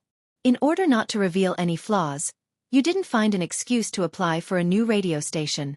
Instead, you borrowed White Fox's radio station and gave it to Mogue. You and White Fox are sharing a radio station, right? Listening to Yang Chendong's analysis, even though it was January 1468, and the weather was a little cold at sea, Yang Lu still broke out in a cold sweat. He was indeed very careful. In order not to attract attention, he dismissed Yang Ying's idea of finding an excuse to get a new radio station. Instead, after discussing with White Fox, he gave her radio station to Mogue. This way, he didn't have to worry about being exposed and people suspecting him, so he could lay out his plans. What he didn't expect was that there was a unique code on the radio station. Damn it, why didn't he check it carefully before? He had seen the code before, but he didn't think much of it. In the future, it would be the same on every radio station. However, he didn't know that it was his carelessness that exposed him. If he was exposed at that time, would he have already attracted Yang Chendong's attention? Could it be that the other party had seen everything that he had done? If that was the case, didn't that mean that everything he did was within his expectations? No. That's impossible. Another voice shouted in his mind. If that was the case, how could Yang Chendong get involved? How could he take the risk? He was now Bugnam of Gojoseon. He had more territory and people than the great Ming dynasty's emperor. How could he jump into a trap knowing that it was a trap? At least, if he had that position, he definitely wouldn't take the risk. In his mind, Yang Lu, whose thoughts were flying, couldn't understand. At this time, Yang Chendong spoke again, After finding out that it was the radio station that White Fox used, they naturally found you. This also explains why White Fox's radio station was no longer in her hands, but she could still receive news from the CIA headquarters. However, this prince didn't touch her, because this prince wanted to see what you wanted to do and what you would do next. Thus, you sent ninjas to assassinate Yang, and then came out to play the hero to save people. This gave you a legitimate excuse to enter Kaohsiung City, right? These words struck Yang Lu's head like a bolt of lightning, causing the cold sweat on his neck to continuously flow out. Yang Chendong continued, after returning to Kaohsiung City, you immediately tried to rope in Yang Wu. You didn't even hesitate to give a woman named Cui Xiao to him. You even made Cui Xiao, the steward of the 8th Madam's womb. You wanted to divert the trouble and make this prince think that the assassination of 4th brother was ordered by the 8th Madam. This prince was naturally aware of this, but I was curious about what else you wanted to do, so I didn't expose you and continued to watch you act. Speaking of which, you are indeed ruthless.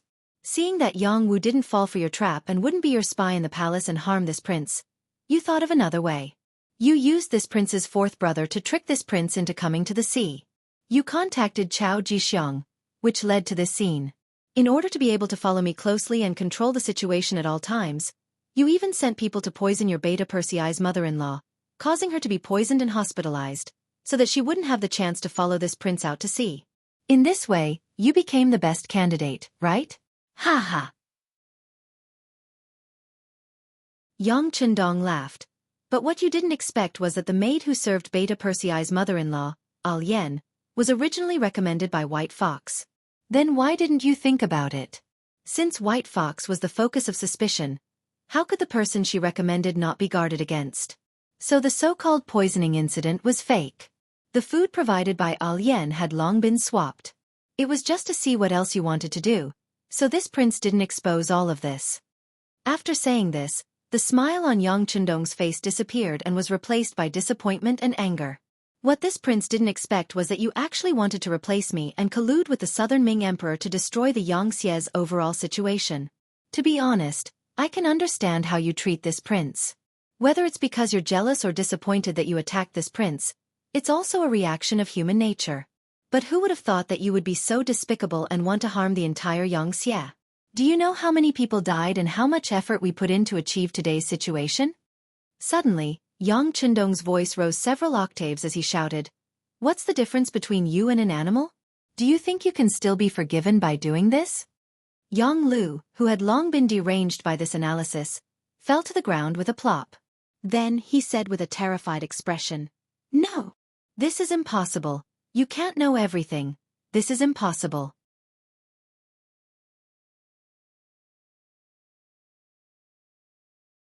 Chapter 1652. If you don't want people to know, then don't do it in the first place. Yang Chendong shook his head and said as he stood up. When Yang Chendong stood up, both Kitamura and Yui Suzuki couldn't help but take a step back. As the saying goes, a person's reputation is like a tree's shadow. Yang Chendong had always brought them great pressure, like a heart demon. It wasn't something that would disappear just because you didn't think about it, and it wasn't something that could be forgotten just because you wanted to. Yang Chendong was already dumbfounded. He didn't know what to do with Yang Chendong's analysis. Chao Jixiang also widened his eyes in shock at these words, but he was still rational. Although he knew that things wouldn't go as smoothly as he thought, at least the Yang Chendong in front of him was real. That was the most important thing. As long as he could control Yang Chendong, then the situation would still be under control. Even if the other party had a backup plan, he wouldn't have the chance to show it. So when he looked at Yang Chendong, his eyes were filled with killing intent. He had to control this person immediately. Then he would be in an invincible position. "Where's Wen Jing? Why aren't you going to capture the traitor Yang Chendong?" After the shout, Wen Jing rushed in with a few embroidered uniform guards from outside the main cabin. Then, the embroidered spring saber drew a beautiful circle in the air and went straight for Yang Chendong. There were many rumors that Yang Chendong was not only unparalleled in intelligence, but his personal strength was also unparalleled in the world. Normally, they wouldn't dare to make a move. But now, the fragrance of the bone-softening powder had already taken effect. Yang Chendong was probably a soft-footed prawn, unable to resist. With such confidence, One of the embroidered uniform guards swung his saber. But it was obvious that he didn't use his full strength, and the way he attacked wasn't the kind that would take a life. His target was the neck, and he wanted to knock him out. Scram! With a harsh shout, Yang Qindong stretched out his leg and struck the Imperial bodyguard's chest. Under the powerful kick, it directly hit the person's chest. Immediately, the sound of bones cracking rang out, and the embroidered uniform guard's chest naturally caved in. How is this possible? The embroidered uniform guard, who had charged forward quickly but retreated even faster, landed beside Chao Jixiang. Seeing the blood bubbling out of the corners of his mouth, it was obvious that he was breathing in more than he was breathing out. Everyone in the room was so shocked that their eyes widened. Shouldn't he have been poisoned by the bone-softening powder? But why was nothing wrong with him? No one knew that Yang Qindong's biggest secret was in the big warehouse. It was just a bone-softening powder. When he felt it, it was led into the big warehouse and completely digested. How could it be a threat to him? It was because of the big warehouse that Yang Qindong dared to enter the tiger's den with a fearless face. The reason why he didn't make a move immediately was because he was waiting for the Wolf Fang Special Forces to make a move. After all, he wasn't the only one on the ship. There were also fourth brother Yang Yang, Badao Jiang, and the other black cavalry, as well as the brothers from the Navy's cold front. And just when Yang Qindong kicked an embroidered uniform guard to death, there were sounds of fighting outside the main cabin. Needless to say, the Wolf Fang Special Forces had arrived. They had followed Chao Jixiang all the way from the Fuzhou Pier. In order to let Yang Qindong boldly carry out his plan, Yang Qindong didn't ask where exactly he would meet Chao Jixiang. He only knew that it wasn't far from the Fuzhou Pier. From this information, the Wolf Fang Special Forces analyzed that Chao Jixiang would depart from the pier and follow him all the way. It was indeed correct. There were already sounds of fighting outside. Knowing that things weren't going well, Chao Jixiang's face changed as he urged Wen Jin and the others to make a move. At the same time, he pulled the frightened Yang Qindong and said, "There's no time, you must let your ninjas make a move immediately. If we can't control Yang Qindong, we will all die here." "Yes, let's do it now." Yang Lu seemed to have come back to his senses as he shouted at Kitamura and the others. Originally, Kitamura and Suzuki didn't think much of Yang Lu. In their eyes, this person was just lucky to follow a good master. However, if they wanted to develop and even revive the small Japanese province and make it independent into a new Japanese empire, they needed financial support. On this point, Yang Lu happened to be able to satisfy them. In addition, they knew very well that if Yang Qindong didn't die, all their ideas would just be a dream. At this moment, they shouted and pounced on Yang Qindong. He had already reached the Grandmaster level. It was quite difficult to hurt him face to face. Although Wen Jin and the other brocade guards had also practiced martial arts since they were young, their methods were not bad. However, when faced with Yang Qindong, it was still not enough. After a few punches and kicks, the brocade guards were all dead on the ground. Even Wen Jin didn't hurt Yang Qindong at all. Instead, the embroidered spring sword in his hand was snatched away and he was stabbed in the neck. This time, Yang Qindong used 20% of his strength. After the sharp blade cut through, Wen Jin's head and body moved. A headless body fell at Chao Jixiang's feet, scaring him and making him jump and scream. Although it was true that he was the factory manager of the Southern Ming Brocade Guards and had killed countless people in his hands. However, that was based on the fact that he was strong and the other party was weak. If they were to talk about martial arts, he was just a eunuch. Even a cold warrior could kill him 4 or 5 times. Now that he saw his trusted aide Wen Jin die in front of him, his expression changed drastically. He instinctively jumped behind Yang Lu. In the main cabin, the death of Wen Jin and the others did not end the battle. When Kitamura and Suzuki Wei rushed towards Yang Qindong from left and right, this was the most exciting part. The blades of 2 ninja swords slashed from left and right, carrying a threatening killing intent. Those who didn't have enough eyes could only see the flash of the blades. As expected of special ninja, their foundation was very good and their strength was not bad. In addition, they didn't have to worry about food and drink in the past few years. As long as they trained wholeheartedly, not only did they recover from their original injuries, but their own strength had also become stronger. Now that the two of them were working together, they had a lot of momentum. The blades flashed, without the slightest bit of fanciness. The first thing they did was to take a person's life. Obviously, they didn't want to capture Yang Qindong alive at all, but to kill him. The two blades slashed from left and right, suddenly changing from a slash to a slash. The change in the path was so fast that Amadeo Jiang and the others who were lying on the ground couldn't help but cry out in alarm. Yang Qindong was already prepared to fight back. Although the attacks of the two special ninjas were sharp, they weren't really in his eyes. After all, he was already prepared. What he didn't expect was that the other party would change their moves midway, which made his original preparations useless. Seeing that the blade was about to pass through his body, bringing along a piece of flesh and blood, at the critical moment of life and death, Yang Qindong suddenly turned sideways and at the same time pulled in his abdomen. In the next moment, only a pie sound was heard.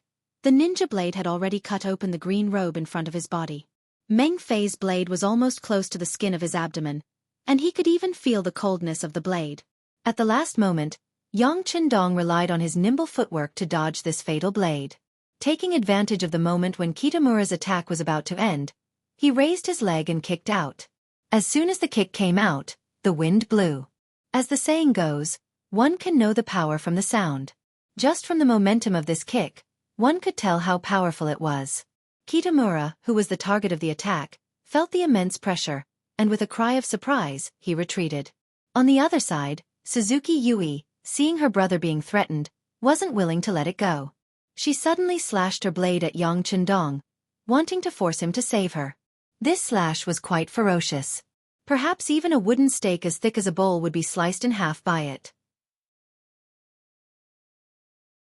Facing this blade, Yang Qindong's mouth flashed with disdain. Then, his right hand moved forward, and the embroidered spring blade met Yui Suzuki's blade. At the same time, he didn't retract his right leg, and it was still aimed at Kitamura's chest. For a moment, Yang Qindong's body formed a character. His left leg didn't move, and his right leg kicked forward. His entire body leaned back, and the scene looked very beautiful. Clang! The blade collided with the blade, and a crisp sound was heard. When the powerful arm strength was transmitted from the embroidered spring blade to the ninja blade, Yui Suzuki felt her right arm go numb, and she almost gave up her blade and retreated. While forcing Yui Suzuki back, his right leg also landed on Kitamura's chest. However, the opponent had the strength of a special ninja, and his body was abnormally agile. In the end, he still managed to dodge. But even so, the wind from his leg still brushed past Kitamura's chest, tearing his clothes, and leaving a bleeding wound on his chest. Just the wind from his leg could cause such damage, making Kitamura and Yui Suzuki speechless.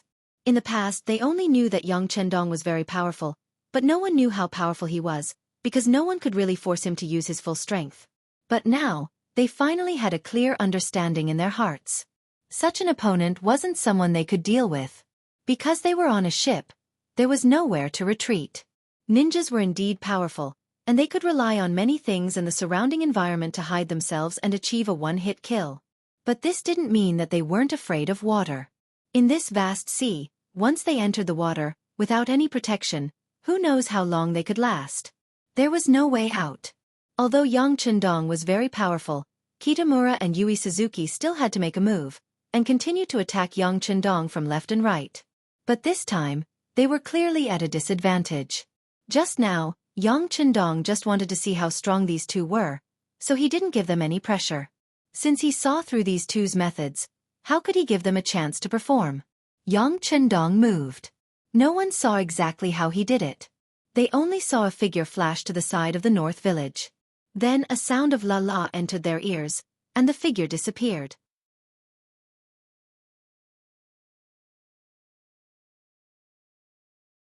Chapter 1653. After that, it could be seen that Bei Quanku, who had been kicked by the kick, had a big hole in his chest. His large intestines and small intestines were flowing out from that hole. Even if Bei Quanku tried to block it, he still couldn't stop it. After a successful move, Yang Qindong's gaze turned to Yui Suzuki. At this moment, Yui Suzuki's expression changed greatly. There was only one question in his mind. Why couldn't he see Yang Qindong's figure? It was said that ninjas were the fastest, but now it seemed that the advantage they were most proud of was not as good as the opponent. How could they fight? Just when Yui Suzuki's mind was in a mess, he suddenly felt a pain in his neck, followed by blood splattering everywhere. The ninja sword in his hand fell to the ground, and he instinctively raised his hands to block the wound on his neck. However, he couldn't do it, and could only let the blood flow out. In the end, he fell to the ground with a plop, and soon died. At this time, the people of Japan were not like the people of the future, who worshipped Amaterasu and were afraid of being beheaded. However, the scene of blood splattering everywhere still brought a strong sense of shock to the onlookers. It made their minds scattered, and there was only fear in their eyes. The two special ninjas fell at the feet of Yang Chendong in just 2 rounds. Whether it was Yang Lu or Chao Jixiang, they realized that they were wrong at this moment. They were very wrong because they didn't know how strong their opponent was. If they wanted to trample him under their feet, they would only be humiliating themselves. After Yang Chendong killed Bei Cun, Wen Jing, and the others, he saw that there was no one in the main cabin who could threaten him. He walked to the dead Yang Ying and searched his body. He found the antidote in the porcelain bottle and threw it to Ba Daojiang, who was lying on the ground. When he stood up, the sound of gunfire could be heard from outside the cabin. Needless to say, it was the Wolf Fong Special Forces who were slaughtering. The ninjas outside were not easy to deal with, especially in the dark. Even the Special Forces would have to pay a price if they wanted to take care of him. However, it was daytime, and with firearms in hand, those people were no longer a threat. After Ba Daojiang and the other black cavalry soldiers took the antidote, they immediately felt their strength return. They quickly got up and tied Yang Lu and Chao Jixiang up tightly. Yang stepped forward and punched and kicked Chao Jixiang, causing him to repeatedly beg for mercy. Yang Lu, on the other hand, was very unyielding and did not make a sound. This result was completely out of his expectations. It was originally a flawless plan, but who would have thought that Yang Chendong would have seen through it long ago? He was just waiting for Yang Chendong to use all his trump cards, and then he would be caught in one fell swoop. Thinking that everything was over, and that it would be difficult for him to even die, Yang Lu could no longer see any hope in life. Even if Yang was kicking him, he didn't seem to feel any pain. 6th Young Master, everything outside has been settled. The captain of the Wolf Fong Division, Tai Hu, came out of the main cabin with a murderous aura. When he saw Yang Chendong standing there as if nothing had happened, he couldn't help but let out a sigh of relief. Then, he reported the situation outside. Very good. Yang Chendong looked at Tai Hu and smiled. At this moment, the captain of the Wolf Fong Division, Skinny Monkey, suddenly walked over with a frightened expression on his face. 6th Young Master, things are not good. There are many ships north of us. I don't know if they are coming for us. Not at all, not at all. Yang Lu, who looked like he was about to be captured, suddenly came back to life. He actually broke free from the black cavalry and rushed to the window of the main cabin. When he saw that there were countless black dots in the distant sea, he couldn't help but laugh wildly. Ha ha ha ha, God has eyes. Do you see, those are the naval forces of the Japanese Empire. They are coming, they are coming. That's right, those are the naval forces of the Japanese Empire. General Kuroda must have arrived. Unknowingly, Chao Jixiang also squeezed over. Then, the two of them cheered as if they saw the hope of rebirth. Then, Yang Lu suddenly turned around and looked at the crowd. Do you see, those are the naval forces of the Japanese Empire. There are 50,000 of them. They are here to capture you. How about this? Let me go immediately and I can still save your lives. Otherwise what? A mere 50,000 naval forces dare to be arrogant in front of this king? Look carefully, who else is beside them? Yang Chendong snorted. At this time, Yang Lu still dared to be so arrogant and even dared to threaten him. This made him very angry. After all, being betrayed by the most trusted person, this kind of feeling was hard to accept. When Yang Chendong said this, the others couldn't help but look at the battlefield. Then they noticed that there were more black dots in the periphery of the black dots. Then, the sound of cannons sounded. Flames appeared on the distant horizon. That was the reflection of the sinking of the warships. Needless to say, Nye Tong led the Navy's Cold Vanguard Division to attack. They were riding on a level 6 warship. Not only was the warship faster, but it was also equipped with more cannons. It was easy to deal with the 50,000 naval forces that could only fire solid bullets. With a bang, Yang Lu fell to the ground. At this moment, he finally understood that all his plans were within Yang Chendong's calculations. This time he completely failed. Chao Jixiang was not any better. He sat on the ground with a thump. His face was also ugly.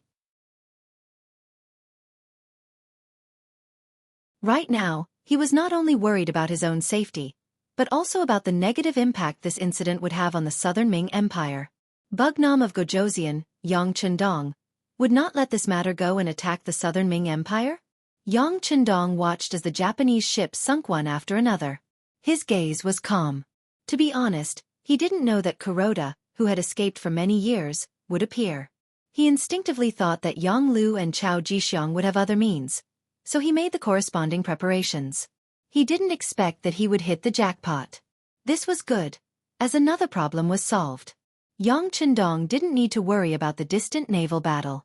Just like the Army's 1st Cold Vanguard Division was the Army's teaching team, the Navy's 1st Cold Vanguard Division was also the teaching team of the Navy. They were all left behind to protect the safety of Kiosk City. The only difference was that the 1st Cold Vanguard Division had a more important mission, and that was to not allow any ships from other powers to approach Kiosk City's port without permission. They didn't even let him get close to them.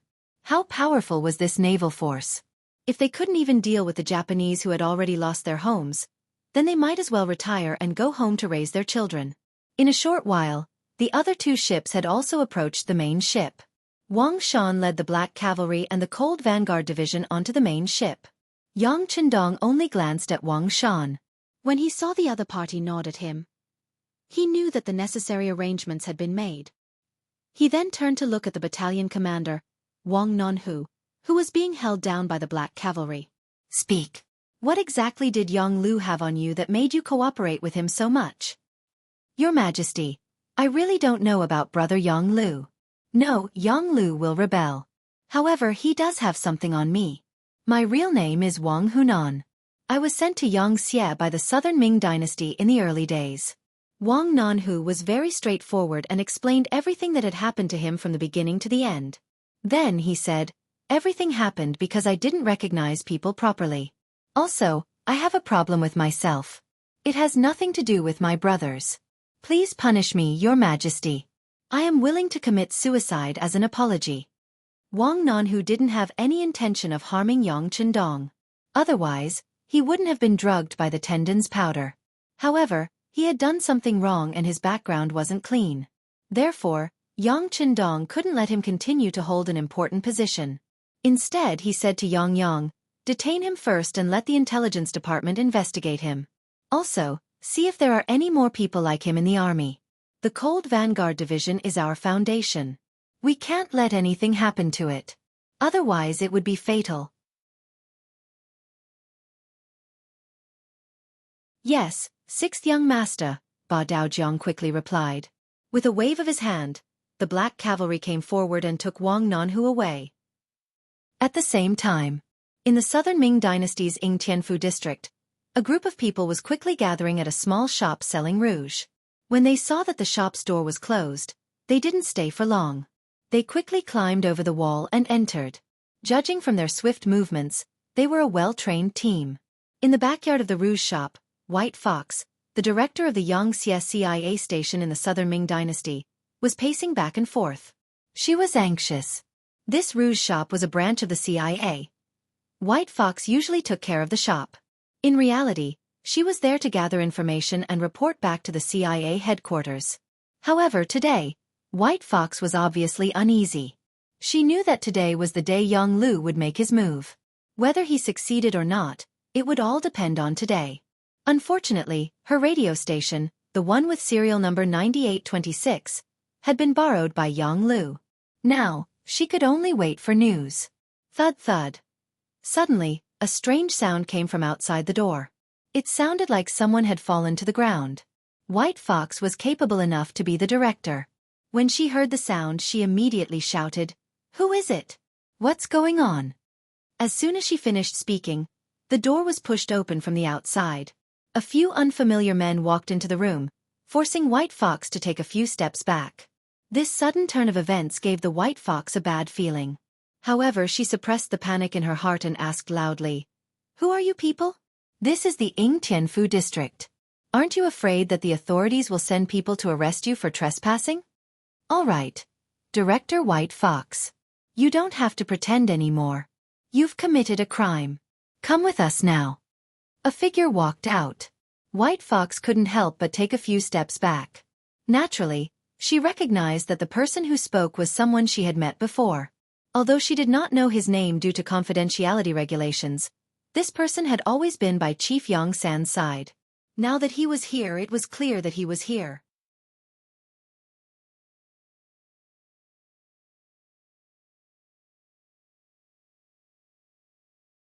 Chapter 1654. She knew that something might have happened to Yang Lu. White Fox's expression changed drastically, but it didn't matter. She still had a backer. She shouted loudly, "I'm innocent. Yang Lu forced me to do this. I want to see 7th Madam. I want to see 7th Madam." "You talk too much." The man shook his head lightly. Immediately, the members of the security bureau around him swarmed forward, covered the White Fox's mouth, and caught it. Yingtian City. Yuan Residence. Big Boss Yuan Qian was sitting in his central room, drinking tea with a leisurely expression. He had already received news that his master, Yang Lu, would soon be in power. At that time, he would be able to obtain goods from Crimson City endlessly. At that time, he would become the wealthiest merchant in southern Ming.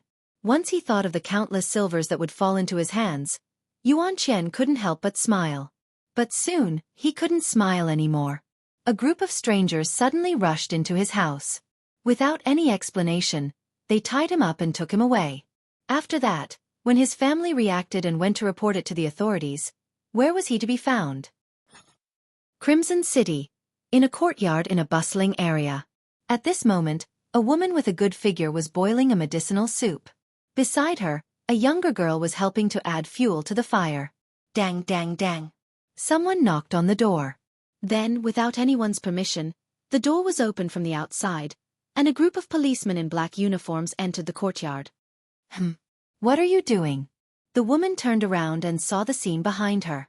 She couldn't help but frown, displeasure appearing on her face. She didn't notice that the girl beside her was much more nervous than her. After the policemen entered the courtyard, they didn't move around.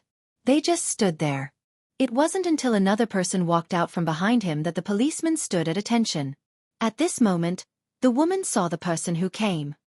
Elder Long? That's right. The person who came was Xianxia's chief of police. At the same time, he was one of the 5 elders, Long Tainan.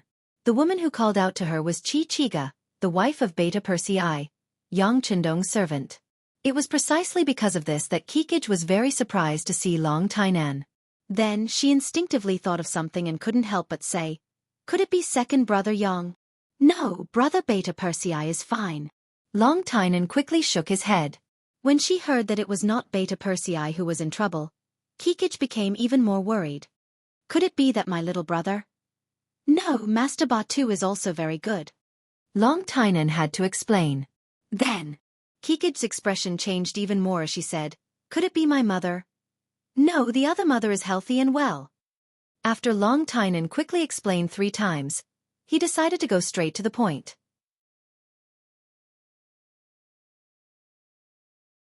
He pointed at the maid behind Kikij, Alien, and said, "Madam Beta Persei, we are here for her. She has a problem.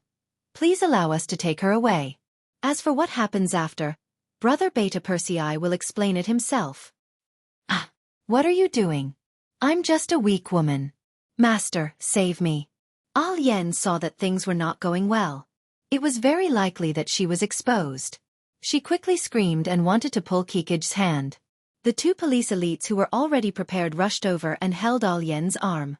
At the same time, a short dagger fell from their sleeves. It was conceivable that if the police were any slower, Kikij would have become a hostage. "What's going on? Alien, what are you trying to do?" Kikij obviously saw the problem and asked in surprise. Over the years, she had a husband like Beta Persei and a brother like Batu who was already a teacher. She had already broadened her horizons. How could she not see that Alien was trying to harm her just now? At this time, Alien naturally did not know how to answer her. She could only lower her head. Long Tainan stepped forward and explained, "Brother Beta Persei will explain the details later." The task I received was to take this person away.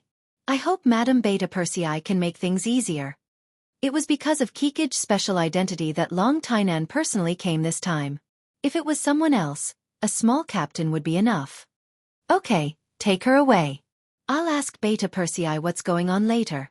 Kiki also knew that they respected her and gave her face. She had to bear with it and nodded in agreement.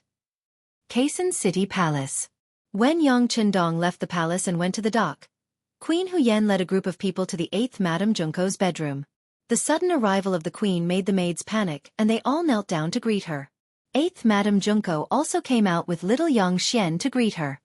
Good sister, please get up. You have been wronged. Seeing Junko about to kneel, Huyen quickly strode forward and helped her up. Sister, I don't know. Hearing that she had been wronged, Junko's tears almost flowed out. Although Yang Qindong had come to see her more than once during this period, he always came secretly at night and left secretly. The other people in the palace didn't know about it, so she suffered a lot of disdain these days. Now that the queen had appeared here openly, did it mean that she had to clear up her problems at this moment as well? Seeing the hope in Junko's eyes, Huyen smiled and nodded. Then, with a wave of her hand, Tomiko appeared from the crowd. The appearance of Tomiko's personal maid, who was also the head maid, immediately attracted a lot of people who didn't know about it. Wasn't Tomiko's problem already dealt with? But now she appeared here, and it seemed that nothing happened. What was going on? Many people didn't understand, but some people knew. For example, Cui Xiaoer, who was kneeling on the ground, at this moment, her eyes were already flustered. She was obviously scared. Capture her. When Tomiko appeared, Huyan's voice suddenly became cold. As soon as she finished speaking, a few tall and sturdy maids walked out and came to the side of Cui Xiaoer, who was kneeling on the ground, pressing her down firmly. Ah! What are you doing? I want to see 5th brother Yang. I want to see 6th brother Yang. Thinking of the two backing behind her, Cui Xiaoer couldn't help but shout. You will see them. Take her away. Huyan's voice was still cold. In the presence of many maids, Cui Xiaoer was taken away like this. Then, Huyen announced in public that the rumors about 8th Madame Junko's problem were just rumors. Now that it had been investigated, no one was allowed to talk about it anymore. Otherwise, the palace would punish them. With the queen's words, all the maids agreed in unison. Tears flowed out of Junko's eyes uncontrollably. She knew that her innocence was finally revealed to the world. On the other side of the palace, a telegram was in little Yang Bo's hand, and a pile of loose telegrams were placed in front of him. They were all asking what to do.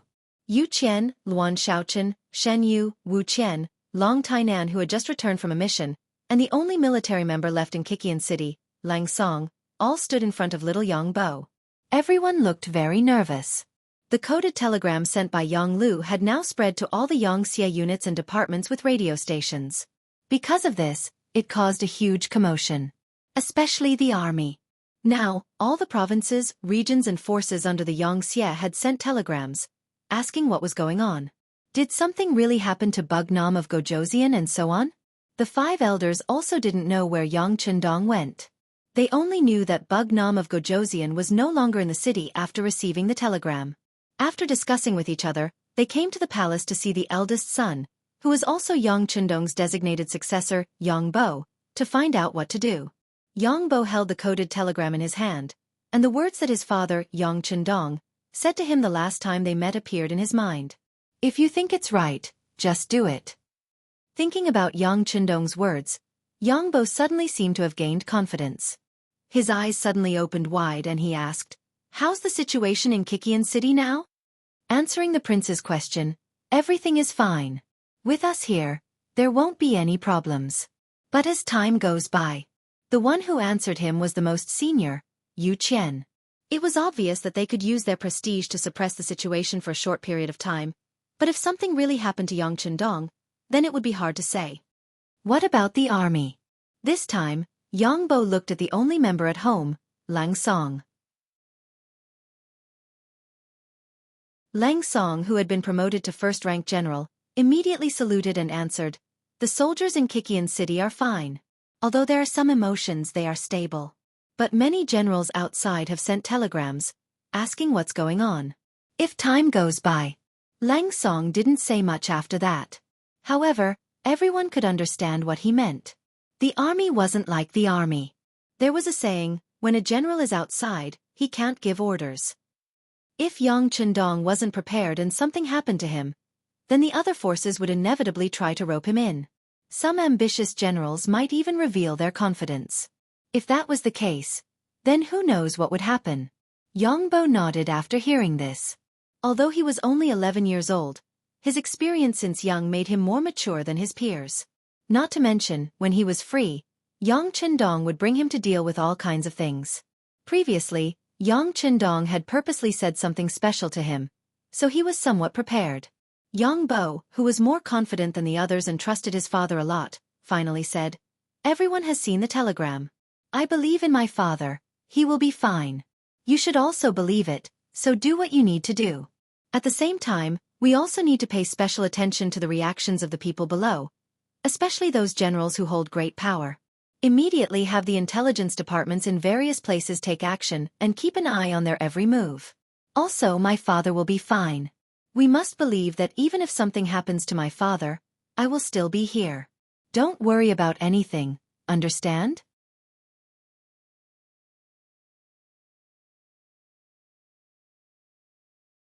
Chapter 1655. The last sentence was intentionally raised in volume. When Yu Qian and the others heard it, they couldn't help but breathe a sigh of relief. Yes, isn't Crown Prince Chong here? Yang Chendong had already appointed an heir when he was still alive, so Xianxia had someone to inherit her position. The main thing was that her strength was still there. If that was the case, what was there to be afraid of? Even if someone really had other ideas, they could just go back and deal with them one by one. As long as Xianxia's main strength was still there, how chaotic could the outside world be? After figuring this out, they immediately cupped their fists and saluted. "Yes, we will follow Crown Prince Chang's orders." Above the sea. Several warships finally gathered together, and then several people walked out of each ship and gathered on one ship. They went straight to Yang Chendong's level 5 warship in the distance. If someone was on this ship, they would definitely cry out in surprise after seeing the people on this ship. There were even some young Xianxia women here who couldn't help but scream in admiration because the people standing on this ship were Tiger's Mane, Beta Persei, Yang San, Yang Si, and Yang Wu. Because of work and the growing strength of Xianxia, these people who were trusted by Yang Chendong the most haven't gathered together for more than 10 years. This time, they did receive a secret message and gathered at the sea. When they first came here, Tiger's Mane, Beta Persei, and Yang Si were all confused. They didn't understand why they had to gather at the sea. After all, each of them had a lot of important things to deal with. Yang Wu had a slight feeling, but he wasn't very sure. The one who knew what was going on the most was Yang San, the director of the security bureau, so everyone's eyes fell on him, trying to figure it out. If it was before, Yang San wouldn't talk nonsense, nor would he dare to. But now, he knew that the truth should be out, and he could also reveal the mystery to his closest brothers. "Brothers, this is what happened." As Yang San recounted what had happened to Yang Lu, all the furnishings in the main cabin were smashed clean in a short period of time. The old men were furious. They had all started when the young master was still a nobody, and had followed him step by step until today. Now they could have whatever they wanted. In the entire Xianxia, they also had a high status that no one else could compare to. Even though none of them, including Tiger's Man, had entered the cabinet, in reality, their power was not below any of the cabinet elders. To put it in a slightly exaggerated manner, once they expressed their views on a certain matter, even the cabinet elders would think about it carefully. Who gave him such a result? Who was the one who gave him such influence? There was no need to say more. Everyone was well aware of it. As long as they continued to work hard, one could imagine what kind of glory they would have in the future. Even their descendants would benefit endlessly. They were the young master's servants, the most trusted kind. Logically speaking, anyone could betray him, but they would never do so. This was not only their opinion, but also the opinion of many Xianxia people. But now, not only did Yang Lu betray the young master, but he also wanted to choose and replace him? This result was unacceptable to the brothers. Yang Lu could be lazy and could also make some small mistakes, such as accepting bribes, but he absolutely could not betray him. This was not allowed by any of the masters. In a short period of time, everyone smashed things and scolded people. Then, they quieted down a lot. The first to speak was Tiger's Mane, who had always been the eldest. "It's my fault. We've been too good to Jianghu. The last time he made a mistake in the first city, I even pleaded for mercy on his behalf. As a result, he became bold and unscrupulous." When Beta Persei saw that his eldest brother had admitted his mistake, he immediately said, "I'm also responsible for this matter. I also pleaded for mercy back then. I thought that since we're all brothers, I would definitely help if I could. But now, it seems that our indulgence has made Jianghu overestimate himself. If I had known this would happen, I would have dealt with him back then and locked him up so that he wouldn't be able to do any evil." Let me remind you that it's not a matter of locking him up now. The matter is far more important than this. If the young master hadn't been prepared, I'm afraid that today would have been really dangerous. Even the entire Xianxia would have been implicated. Yong-san could only remind his two brothers when he saw that they were still avoiding the important matters and dwelling on the trivial matters. They still had a glimmer of hope to save Jianghu. As brothers, why would Yong-san want to deal with Jianghu? This matter was really too big, especially after the coded telegram was sent. Everyone in Xianxia knew that he was going to replace the young master and become the Bugnam of Gojoseon. How could they not give everyone an explanation for this matter? As soon as Yong-san spoke, all the brothers immediately shut their mouths and fell into deep thought. Seeing that everyone still wanted to be good old men at this time and wanted to help Jianghu, Yong-san couldn't help but laugh and say, "Brothers, I know what you're thinking and I can understand how you feel, but there are still some things that I have to say. Now that the matter has become so big, it's not something that we can handle behind closed doors. The young master has to give everyone an explanation for this matter. In other words, Jianghu must die. This is beyond doubt and cannot be changed. Anyone who wants to plead for him will only end up losing the young master's trust forever. What's the matter? Someone wants to rebel and you want to plead for him. Doesn't that mean that you also have the same thoughts?" When Tiger's Mane and the others heard these questions, they were all shocked. Especially Tiger's Mane. He had followed Yang Chendong since he was young.